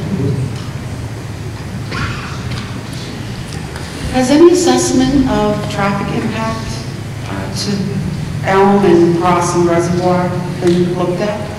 I don't think we've got to that situation yet. I believe that will come up later. I think the feeling, and I'm going to give my personal feeling because I don't want to speak for the whole board, is I don't think it will increase or impact that much on what was going up and down that street before, as far as when the factory was open, when some of those people moved in 10 years ago, and the employees and everything else in the factory. The senior center people come and go every day. I don't think they'll be zipping through to Reservoir Street. I think they'll be stopping at the community center. As far as the town hall, I think the most amount of traffic you're going to see is coming from East Main Street down to the town hall. I think that's where large majority, but I'm not a traffic engineer, but that probably will have to be done later, and I'm sure your concerns will be noted by the town officials that are here today. I'd like to suggest that they make sure that the proposed hotel at the end of Reservoir Street is incorporated into that, because I think a lot of that traffic will be coming down East Main and Alman past the town hall. Thank you. Sir. Could you tell me how long you said this is going to take for the town, for the residents to pay for this? 20 years is what the proposal would be at the town meeting, a 20-year debt exclusion. I think that it's obvious that the town needs to be redone, and obviously you can never do enough for the elderly. But of the other projects in town will be completed 100% before this begins, for example, the dirty water process project. Will the pipes all be replaced in the town? They're going to have to be replaced. I know the plants are going to be done. I'll defer to the town manager. The plant will be done this summer, and as far as what the water, they're replacing one pipe this summer also, and then as far as what they're going to do from there, as far as what pipes need to be replaced, I don't have that plan from them, so I can't tell you that. I know we had this discussion the other night. I can tell you that I was in Mansfield, meeting with them on their water, and once they put their plants in, I asked them, do you now have a program of replacing pipes and cleaning pipes? And they said they don't. They said once the treatment plant went in, we didn't need any of that. So I can't speculate on what they're going to do later, but anything they do, they're very conscientious about what the ratepayers have to pay, because everything will be funded from water and sewer rates. None of that comes out of tax dollars. And they're not going to do a lot all at once. They're going to space it out so the ratepayers aren't hit very hard with increases. Is there any way of finding out reasonably soon how many pipes they expect to replace? Because my understanding is there's quite a few, and I don't know how costly that is. I'm not familiar with the pricing. You would have to check with the Water and Sewer Commission on that. Thank you. No disrespect, Billy, but the gentleman in the blue hat walked all the way down from the back of the room, so yes, I did notice. Thank you. So I'm just trying to get a better understanding about this entire scene here. I have been in town hall before. I've been in other buildings in this town, but I, for one, will say town hall is definitely a building is in dire need of either being ripped down and built a new one, whatever. Maybe not so big like you guys are presenting, but I'm on for town hall. One of the buildings I've been in before is the building that sits directly across from this current senior center, that Yale School, okay? That building, to me, is probably just around the same age as old as that senior center. So I'm trying to understand how it's not important here that there's kids in that school that have had mice walk across their desk, have had ceiling tiles fall on them, have mold sitting in their classroom, and these are 8, 9, 10, 11-year-old kids. But yet, at the senior center, there's no parking, they can't have knitting together, it's too small. But it's not important that the kids at the Yale School, who, when they walk in, they could trip over some of the asphalt that is uneven. That's not important, but it's important that, you know, all this knitting can get done together or in a bigger environment, but it's not important that these kids those two kids that are at this meeting are gonna go through that Yale school, and they're gonna be faced with the same things, and hopefully they stick around this town. I know, I mean, my plan is when I'm 60, I'm going down to Florida or something, and just live until Boca Vista and just enjoy life, but I'm not gonna stick around. I appreciate your concern for your kids and the safety of other kids in town. I just think, to me, that's more of a importance, because the last time I checked, it is kind of about the kids, and once you hit maybe 50, 60. Right, we're it's not taking really care. about you anymore.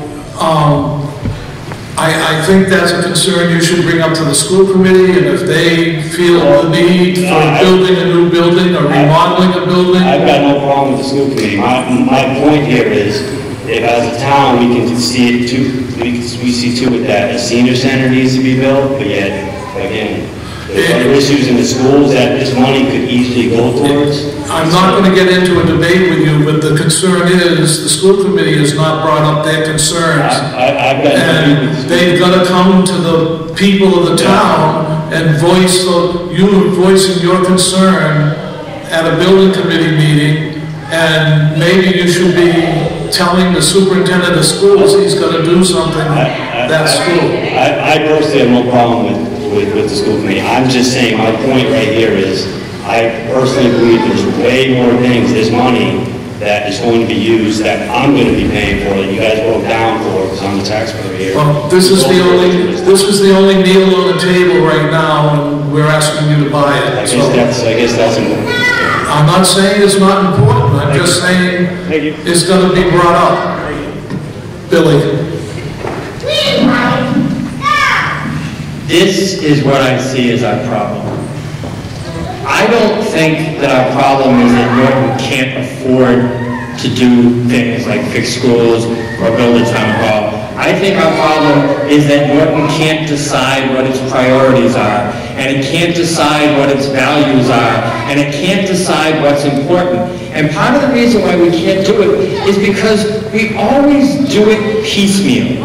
We get behind one thing, and we say, you know, there's a terrible school, and let's fix it. And I went to school in the old school 45 years ago, and it was only crappy 45 years ago, and it hasn't gotten any better. But at the same time, I've served as a town official. I can tell you our town hall deserves one thing: demolition. That's the only thing that building is good for.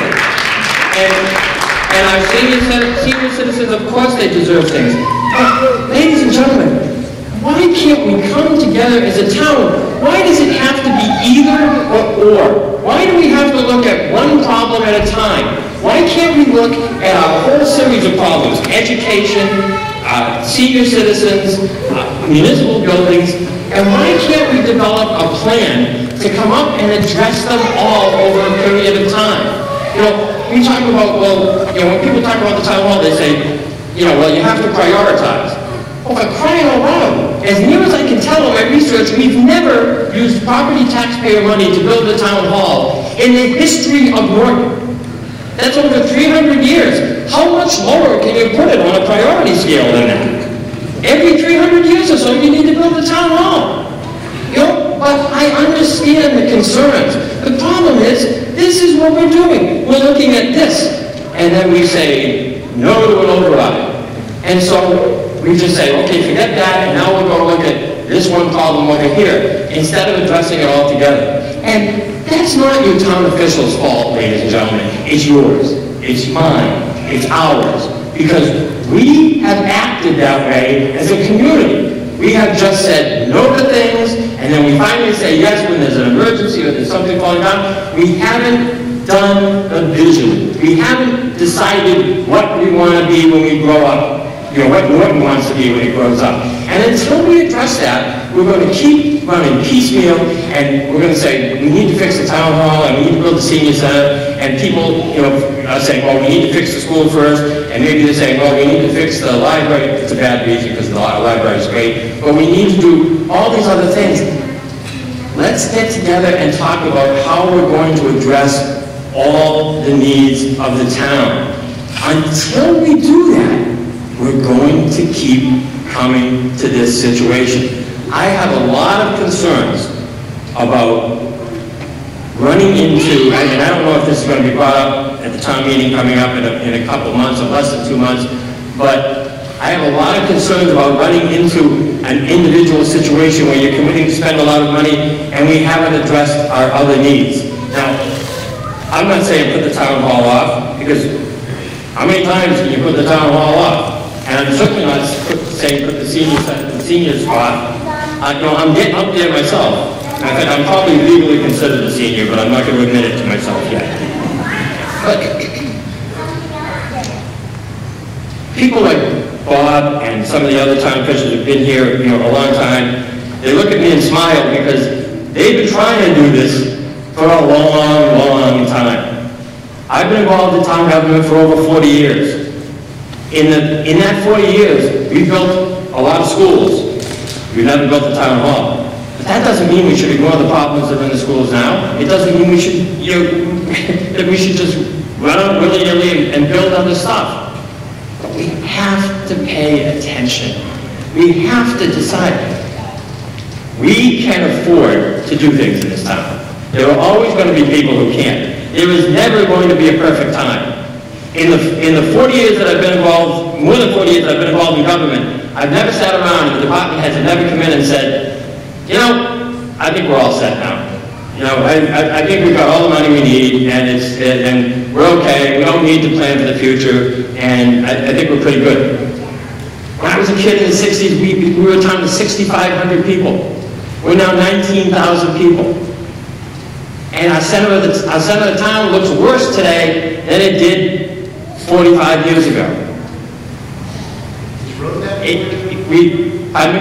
Is roadmap the word you're looking for? Roadmap. You know what? I'm not looking for a word or a catchphrase or a slogan. I'm looking for action. I'm looking for people who care to come together. We have a lot of people who care. We have to stop fighting with each other and stop fighting for each other. And if we could just do that, if we could just put our prides and our prejudices, and if we could just stop concentrating on saying, well, they said no to me, so I'm going to say no to them.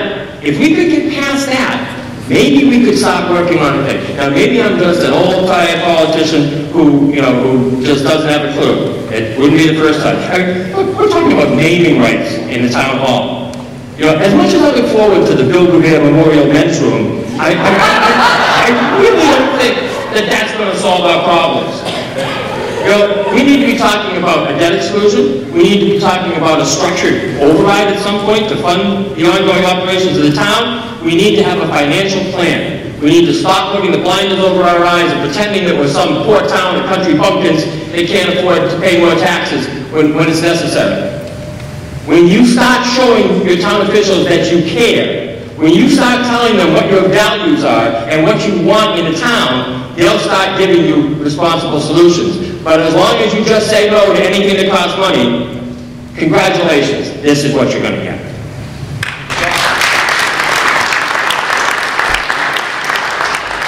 Yes, sir. So I'm really excited to follow that. Laura, do you want to value? Okay, great. So I really just have some questions about the process at this point. So something's going to be on the warrant and the May town meeting to do, what are we asking people in May? I defer to Chairman Kimball. First of all, selectmen seeing numbers tonight just like you folks are. We haven't seen any of this either. We, school committee, or selectmen formed a building committee. This is their presentation. Whether or not it'll be on the May town meeting, that's for discussion. Personally, I'm not in favor of it. I don't think we're ready yet. I believe funding a program like this for $25 million deserves its own meeting, special town meeting to talk about it. I'm not suggesting that we're not going to do it in June or the end of May, but I'm suggesting that the 15th is probably not a good time to talk about this. And the Board of Selectmen have not established that. It's what they call a placeholder article right now on the warrant. It doesn't mean we're going to move it forward. And that's something we'll talk about in the very near future. But the process is a number of things. We've done these before. We did recently for the high school. The process is, it has to go to town meeting first. once we get them approved from town meeting, it has to go on a ballot, which comes on later on. So we may be looking at fall before we start getting any definitive type of direction from the community. In the meantime, though, we will continue to look at other options, sidewalks on Elm Street. Yeah, we gotta look at that, you know, and how we can control the traffic in that area. There's a lot of issues we're gonna have to look at in the next few months. But I personally don't want to be forced to stand up in front of a town meeting on May 15th, which is roughly 7 weeks away, and defend our actions without having the opportunity to talk about it, get more input about it, and make sure that everybody's on the same page before we get there.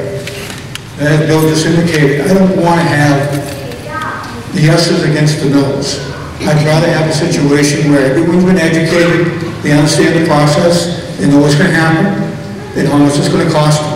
I didn't know how much it cost me until tonight, myself. So I think that's all very important information. So there are still a lot of questions to be answered. I still highly believe that these two buildings have to be done. And, you know, Bill alluded to the fact that the town has never built one. That's absolutely correct. We've never built a building. We've never built a COA either. You know, it's been other uses. And we need to start taking a look at the young generation coming through the pipes and what's going to happen to them. I'm hearing comments about the schools tonight that I've never heard about before. I know we spent $2 million on that school a few years ago. So, you know, if there's other issues out there, we have to address them. But if we don't know about them, we can't address them. And I think we have to continue to open a dialogue and have conversations about how this is all going to work. And I can assure you right now, if I have my way, we will not be talking about this on May 15th. I believe that the Board of Selectmen have the ability to call for a special town meeting at any time they feel it necessary. And I think it's probably something that should be removed from the big money article that we're all going to be talking about. In my opinion, it's going to confuse the issues even more so, because people don't understand Proposition 2.5, what a debt exclusion is, what a water department, which is a surplus account, which is a separate account, it has nothing to do with the town as far as the taxes go. There's many different facets of town government that get confusing if you don't understand how the process works. So I think we need to back up a bit, reorganize, move forward. We're going to move forward. Make me do it instead of 6 weeks, maybe we do it in 10 weeks. So everything you said about the need for the, right, I mean, my wife volunteers at the senior center, and the things that you do there, she comes home and tells me stories about it. It's miracles that happen there every day. So I'm not challenging the need for the buildings. I'm really just trying to understand how this works and what the asks are going to be. So one of the signs out there said town meeting approval May 2019. Are you saying that maybe is a draft out there and that's not? I'm saying that's a draft article. They call that a placement article. Okay. Personally, we have not voted on that. The Board of Selectmen, the Finance Committee, the Capital Improvement Committee, none of these town agencies, we're getting a presentation from our building committee. The next steps are going to be go back and get approval and direction from all the various boards and committees. That hasn't happened yet. So can we do that in 7 weeks? Personally, I don't think we can do it. That's why I'm going to suggest we take it off, not only off the May town meeting, but remove it entirely from the May town meeting, so someone doesn't have the suspicion, which happens all the time, is, well, if I don't go to town meeting, it's on that warrant, even though there's no action, which means that nobody's going to support it, supposedly, someone can stand up and move the article. That puts us in a very awkward position. So we're better off to remove it entirely, come back the way to do, and do something where we can all stand up here and tell you exactly what it's going to cost you, what we're going to do, what we're going to do about sidewalks, what we're going to do about water, you know, everything that has to do with this particular project. And then thinking back to the overrides, if I recall correctly, there was an article on the ballot followed by town meeting. Yeah, you can do it either way. You can do it either way. Okay. This will be warrant article first, and then the ballot. There was some that would suggest that you do the ballot first, and then the town meeting, is more successful. But who knows? Okay. But this is something that the committee is forwarding to various departments that will have to take action on.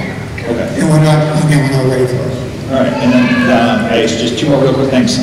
First, thank you to everybody who presented and worked on this and has been volunteering and working with these organizations. I can only imagine how many hours you've put in on this and how much crap you take from all of us. So thank you for being willing to stand up front and be part of that. And then secondly, there's somebody down there babysitting or taking care of her 2 children that also want to, can I cede my time directly to her so that they can, she with the kids? Sure, I don't see anybody else up in front of the microphone. So. But we're happy to let Renee go. Okay, I did not see a hand raised or you standing, so if you're standing, you're really short. We've been here a while, so we kind of stand. So have we all. Okay, go ahead, young lady with the children in the back, it's all yours. Okay, thank you. So I just have a couple questions. One, I think that the project's in the review. I think it's been great. You guys shared a lot of good information. And Beth, I know you and I talked recently, and what you do down there is amazing, and I really think that as a town we need to support this. I do have some questions though. Mike, you made a comment earlier about, one of the reasons that we're looking at the town hall is because of deficiencies in the building, but then you said that once the building is constructed and people move, we're still going to use the existing town hall for other things. So my question is as part of these costs and the estimates, I imagine there's going to have to be some upkeep to the existing town hall for the fire department to use it. So what's been considered in that space? I'll answer that one for you. That's going to be the decision of the Board of Selectmen. The Board of Selectmen, as far as I know, we're going to tear it down. We're not going to allow the space to remain if it's not adequate for what we want to use it for now. We want to leave the building sitting there. We have a history in this town of buying buildings, buying property, and it just sits there. So the intent would be to take it down. We don't plan on keeping it up there. And we've taken down additional parking for the fire department will be available. And I want to be clear on what's coming down. The 1910 building is the structure where, if you can picture the selectmen's meeting room, goes straight to the front of the building. That's the original building. The hallways, the break room, the bathroom, the veterans agent, that area is the 1979 section of the building. That will remain. That stays for the fire department. But the old building has to come down. And we don't want to use it for storage. We don't want to use it for anything. We're going to make sure it comes down. It'll be used for parking. And is that kind of back to Bill's point, is that something that we've included, like to have a overlook, and I know he doesn't like the word roadmap, but to really have an understanding of what are we going to do across the town through the years? Is that included in this? Because you know that's going to have to happen. Including as far as what, taking the building down? As far as cost, as far as timeline? Well, once again, we're going to be probably 2-3 years out before we can even consider taking the building down. I think they might get mad at us if we take it down too soon. And we're going to have to finance it. It's going to cost money. Yeah, the answer is yes. Is it included in this? I don't believe so. Is it included in the debt exclusion to build 2 new buildings? Probably not. But it will be money that we can come up with to take it down. It's a concrete building. I don't know how much it's going to cost, but it's going to be a future cost. Okay. I would just ask from a town perspective for us to consider that, and if we can get it in so people understand what that cost might be, then we do so early on. It can always come out and we can address it later, but I think just having the knowledge would help. Yeah, the structure itself just isn't right. It's crumbling as we speak, so we need to take it down. Yep. And then I just have one other question. I really like the idea of using the community center for a shelter area. I heard mention of a generator. I didn't catch all of that portion, but I was also wondering, when you guys did the studies, I know somebody mentioned the elevation there, and there's a pond behind there. So are these buildings sitting in a floodplain, or are we going to bring them up a bit so that if there is an emergency and potentially a flood, that we're going to have access to the community center, actually shelter people there?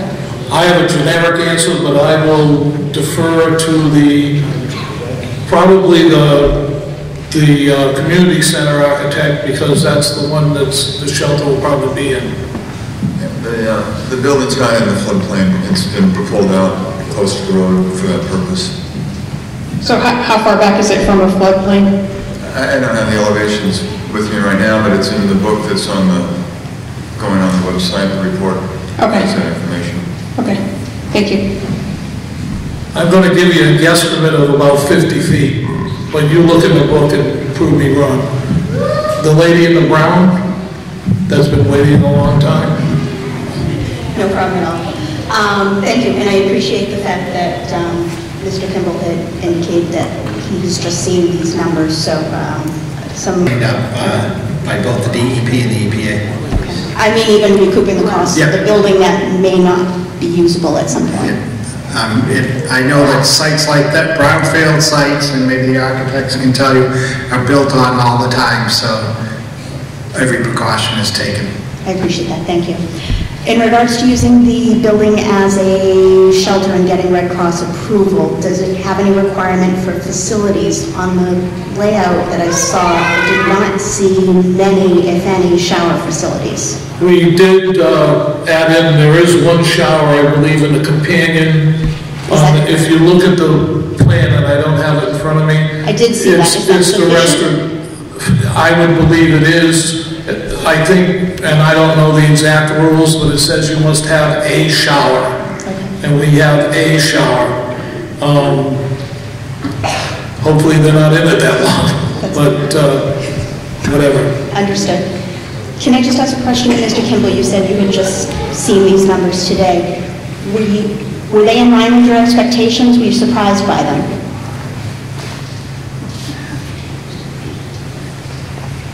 I haven't done all the math out of my own house, but I'm not surprised. I mean, they're in line with what I would expect, you know, this type of building, the cost.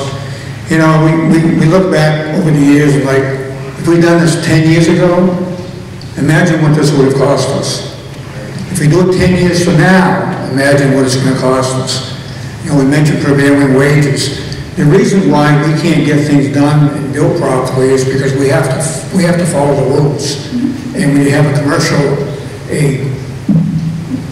government building like this one being built, you have to follow the rules. And prevailing wages are very high. And that's cost a lot of money. A perfect example of that was in recent years, the Water Sewer Commissioners needed a new treatment plant through Wheaton College. They negotiated a deal with Wheaton College. Wheaton College built it. We took it over after. And that was part of the deal. You have to build it. We probably saved ourselves half as much. So unfortunately, town facilities, state facilities cost a lot more because we have to follow certain guidelines and certain rules. But I'm not at all surprised at the amount. I mean, I'm pleasantly surprised. I thought it might be a bit more, to be honest with you. So, if I'm not mistaken, the costs look like they're probably, at least in the initial 10 years, about double of what the projected impact on taxes was going to be in the last override.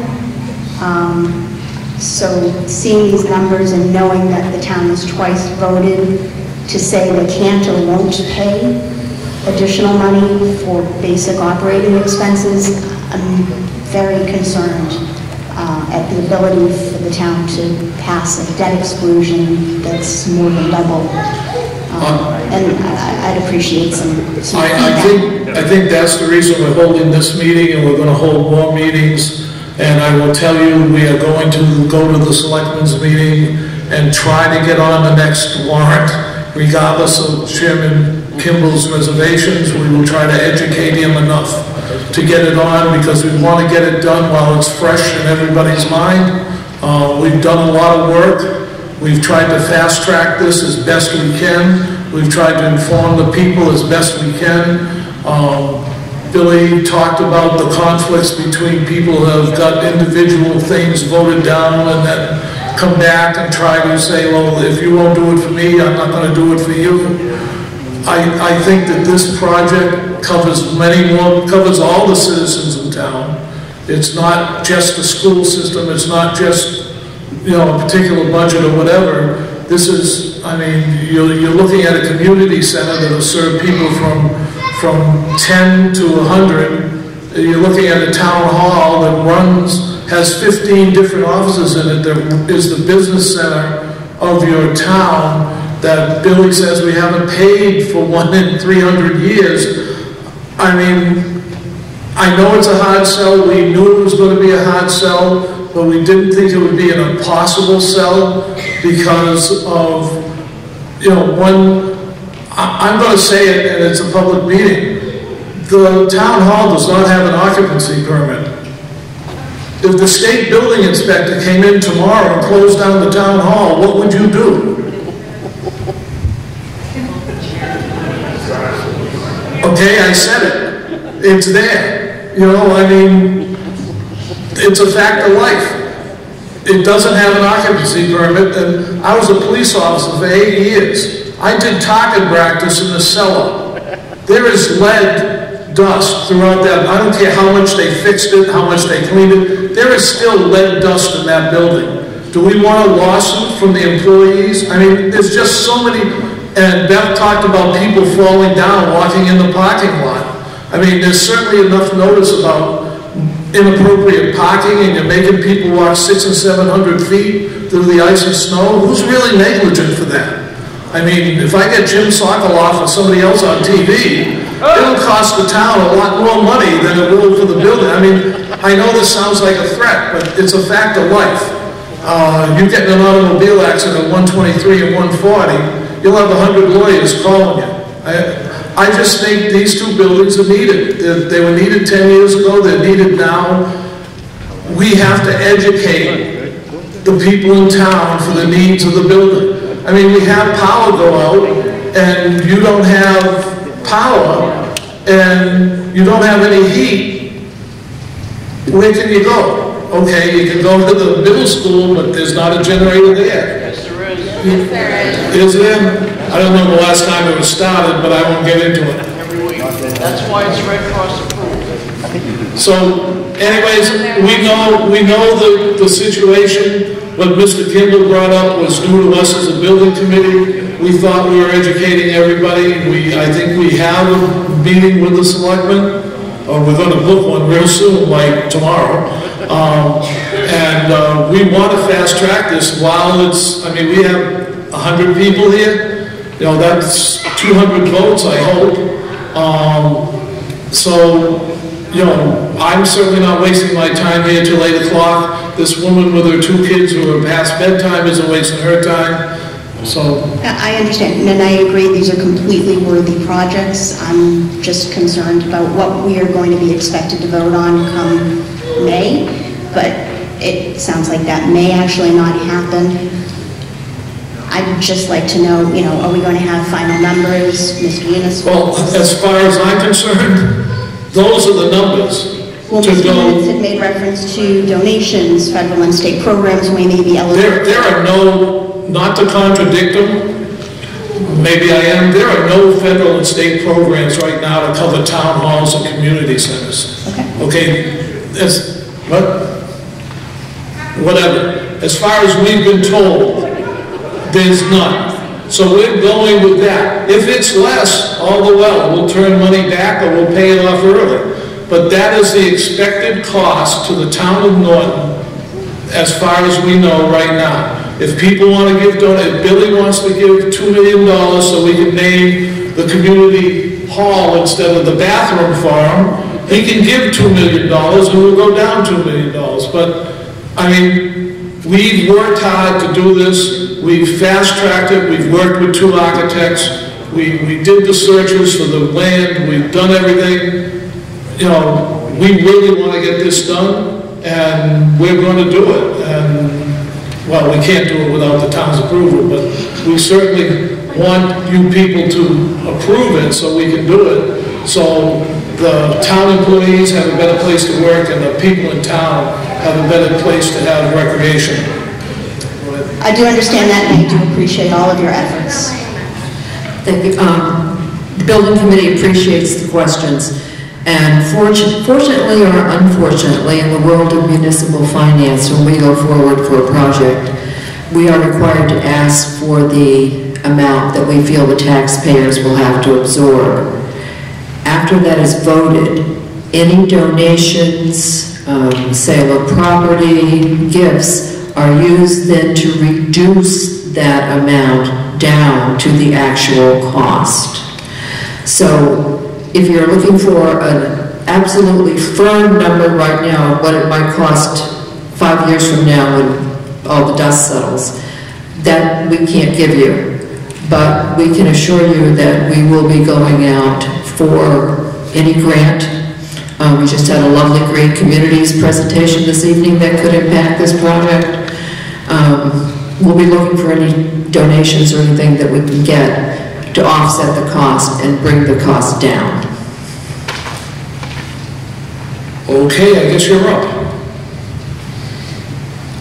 Thanks. I just wanted to clarify a couple of things that you might have mentioned earlier. One was when the question was asked about staffing going forward and ongoing costs for operations. I have to imagine that buildings that are exponentially larger than those we are operating now will have an impact on utilities, janitorial, and other services just for day-to-day operations. And do we have a plan for how we're going to pay for that? Would be my question. But then to clarify, you said that if there were problems with the schools or other departments needing funds, they should just mention it and make their needs known. As a member of the Finance Committee, I can tell you that every budget season, every single department, all of these lovely people sitting over here come to our meetings and make their needs known, and we tell them, we understand, this is absolutely necessary, and we do not have the funds to give you what you need. So, I think we should take a very compelling look, like our town moderator mentioned, at our needs as a whole community and really think about what we need to do next. I appreciate your input. Today, we do not have a town future building committee to look at whether we need 2 more fire stations, another school, whatever other buildings that we need. The only charge that this building committee has been given was these 2 buildings and nothing in the future. If we want to set up a future assessments building, that's something the selectmen will have to appoint a committee for, and good luck finding people to get on it. We have trouble now having people serve on the committee. As far as the finance committee, this gentleman that walked out a little upset. As far as the school committee, I think the way I was going was if he had that much concern, he should have gone to the school committee, because Mr. Kimball admitted he didn't know anything about it. I'm sure if we went to the other, about the mice running through the building and loose tiles, and that should be part of what Mr. Baeta presents to you as a safety issue that has to be fixed. I would say that the schools are prioritizing their needs because they have faced funding gaps for several years.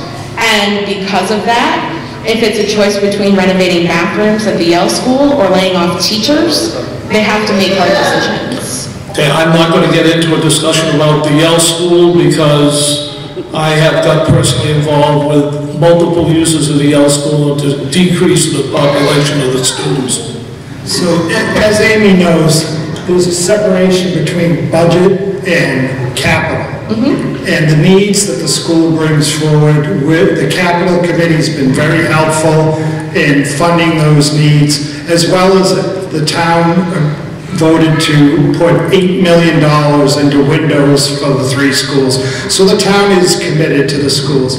As far as your question about increased costs, we'll pay for the slight increased cost in the janitorial service with the savings that we're going to have in our energy costs. If you go into the town hall now, the building is totally inefficient.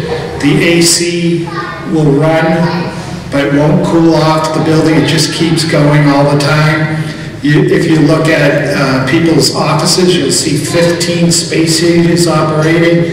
We're going to have a savings in our energy costs by moving into this new building, and there'll be a slight increase in our janitorial costs.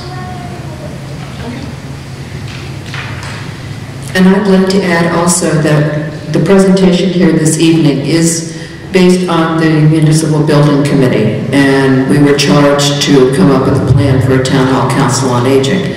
Those are physical plants that then house the operation. A lot of the discussion that's come up is what I would call a visioning statement for how the town would go forward. And the visioning statement includes your values, your hopes, your dreams, and your financial plan to get there. That is completely different, in my opinion, from the physical plans that visioning statement then transfers over to operate. And in that includes the schools, that includes the municipal side, and that includes the residents. And that is something that we do need to do going into the future. But we cannot fail to address the physical plants in this town, that you all get your government support from in the operations on how we do that. But we should set up visioning. Yes, sir. Yes, we were reminded that we should have a vision for the town. I think that's a worthy goal, and I would argue that these two buildings are part of that vision. And what I'm getting at is that one of the things that we should think about is that making Norton an attractive place to invest in. We have a fundamental funding problem in the town is we don't have enough industry here. I remember hearing town manager quote a number the other day about the budget should include a certain percentage of industry. And these two buildings, from that standpoint of being an attractive town to invest in, these two buildings are quite frankly embarrassing. If I were a company coming in and wanting to invest in this town, and have my employees be here, and I saw the town hall, I saw the senior center, I would probably be put off by that and might seek out another situation. If I were an affluent couple or family moving into town, and perhaps I had my parents living with me, and or running them to be nearby, I'd be interested in the senior center. And if I saw some of these buildings as they are now, I might think, well, maybe I ought to go to Mansfield instead. So I would say that investing in these two buildings is very much part of what was spoken about earlier, about having a vision, an overall vision for this town is what it's going to be. And part of that, again, I'll say again, is to make it an attractive place to invest in from either outside companies or outside families moving in. And again, I know the town manager and others are working actively to try to attract companies in here, but I would put that forth as a consideration, and I wouldn't put this off. We can't vote on it now. We keep putting it off and putting it off and putting it off. It needs to be done now. These buildings are in terrible shape, and anybody who doubts that really should visit either one of them and be convinced of that. Thank you. Going once, going twice, gone. Okay, wait a minute. I've heard several speakers use the terminology of senior center and community center interchangeably tonight on several occasions, and I'm just wondering what kind of assurances that we as voters will have that there will be actual programming as well as access and availability of the actual facility itself to the entire community, because I know that, for instance, our park and rec department tends to function on a shoestring budget, and I'm just wondering if, when you're talking about, obviously, there's a wonderful person who directs the seniors and all of their programming, and if it's a community center, or is that just propaganda to make the project a little bit more palatable to the voters as a whole? I would hope that it would take a shorter time to walk up, but I would say that there will be community access to the building, and Beth will talk more about it.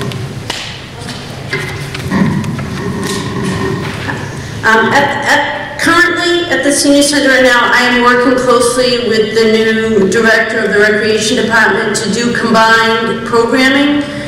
In the past, we have done intergenerational events at the current senior center we're at.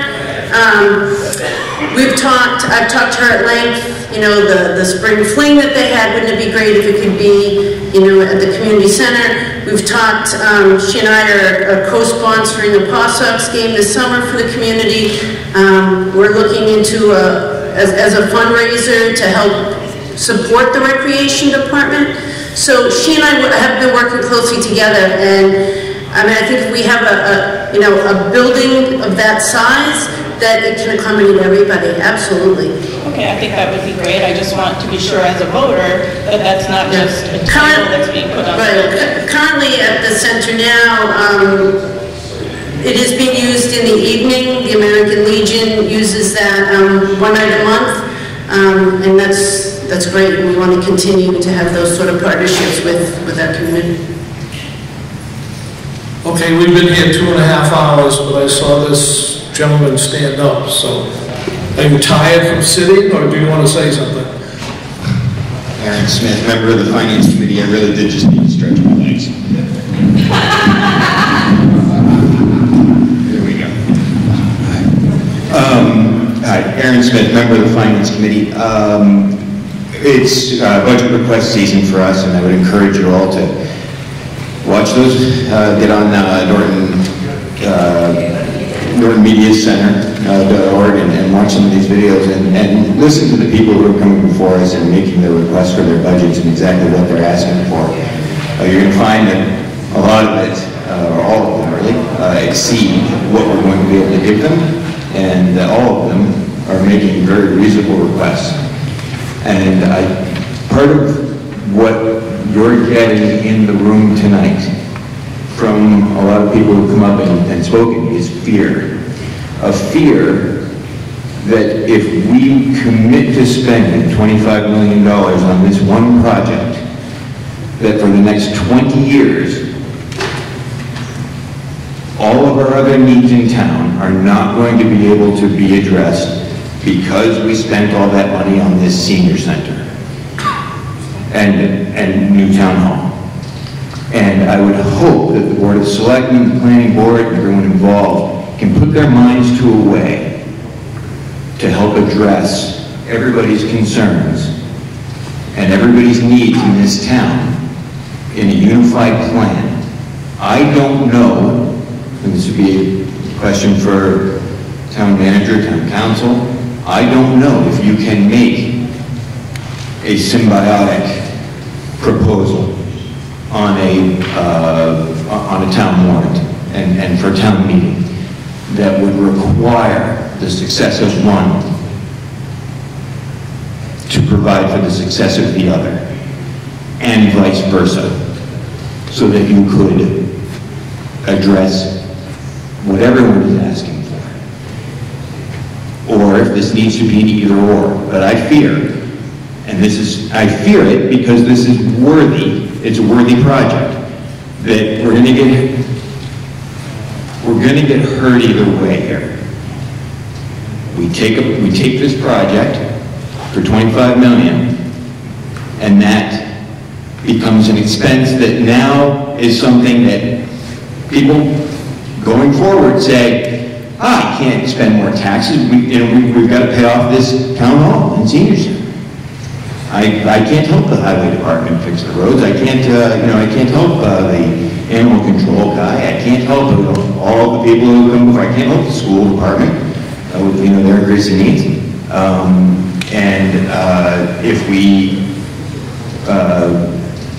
If we don't accept it, then we're hurt, because this is something that we should have, that this town deserves, that our seniors deserve. It is embarrassing. I think the town's better than that. They could have said that when they approved the high school project. The town could have said, we're not going to give the schools any more money for building projects, but they, after that, funded a new roof on the Solomon School. After that, voted to fund $8 million for windows. So I think the people in town look at things and they fund what they believe needs to be funded. Well, you say that, but on the heels of two failed 2.5 overrides, they weren't all about the schools. They're heavily towards the schools. And you're also talking about projects in which, these are, we have to do those windows because if we don't, water's going to start to get into the walls and, we're going to have problems. The debt exclusion was, matched double by the state, and it seemed like a no-brainer. But people looked at those projects and they continue to fund other projects. So people in the town are committed. When they see something that they feel is justified, they'll fund it. And I hope they continue to do that.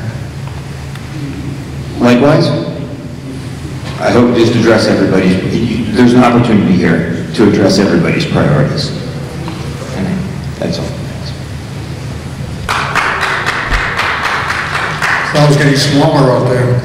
I'm going to be perfectly clear about something. When I suggested that the Board of Selectmen not act on this warrant on the 15th of May, does not mean that I'm not fully 100% in support of this program.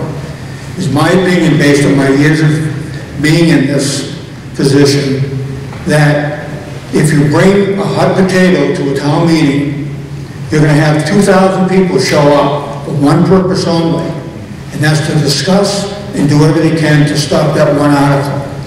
If you want to have a clean approach to getting an override of any sort, and we've done it in the past, we did it for the high school. I'll remind you all, we had a separate warrant article for the high school, and I think the next week we went out and voted for it. That's how you do it. When you're talking about a $25 million debt exclusion, you don't throw that into a $50 million budget and figure you're going to have any kind of conversation over it. I'm not suggesting that we're going to wait until fall. I'm suggesting we wait 2 weeks or 3 weeks to give everybody the opportunity to take a deep breath after all the failed attempts for overrides and after all the concerns about the budgets we don't fill because we don't have the revenues that we should have. Then you're talking about one subject only, and that's whether or not the town wants to enter into a 20-year agreement to pay for the new council, COA, community building, town hall, and that's what we're going to talk about. And when I got up early and said I don't want it on the warrant, that's my main reason for it. I don't want anyone to read into that and think that for any moment that I don't believe we need these 2 buildings, because we do. I just want to do it the clean way. And I want to make sure we all understand what we're voting for without all the fanfare. And it may be 2,000 people to show up for it, and that's perfectly fine. But at least we'll have a conversation about one article only, and how we can fund it, and how we can do it. Thank you. Okay, on behalf of the building committee, the selectmen, the town manager, the architects, and you, the taxpayers, thank you very much for coming. If you have any questions, find somebody, go to the senior center, see Beth, she has our phone numbers. Once she's done beating you into the ground, I'll come and help dig you out. Thank you again.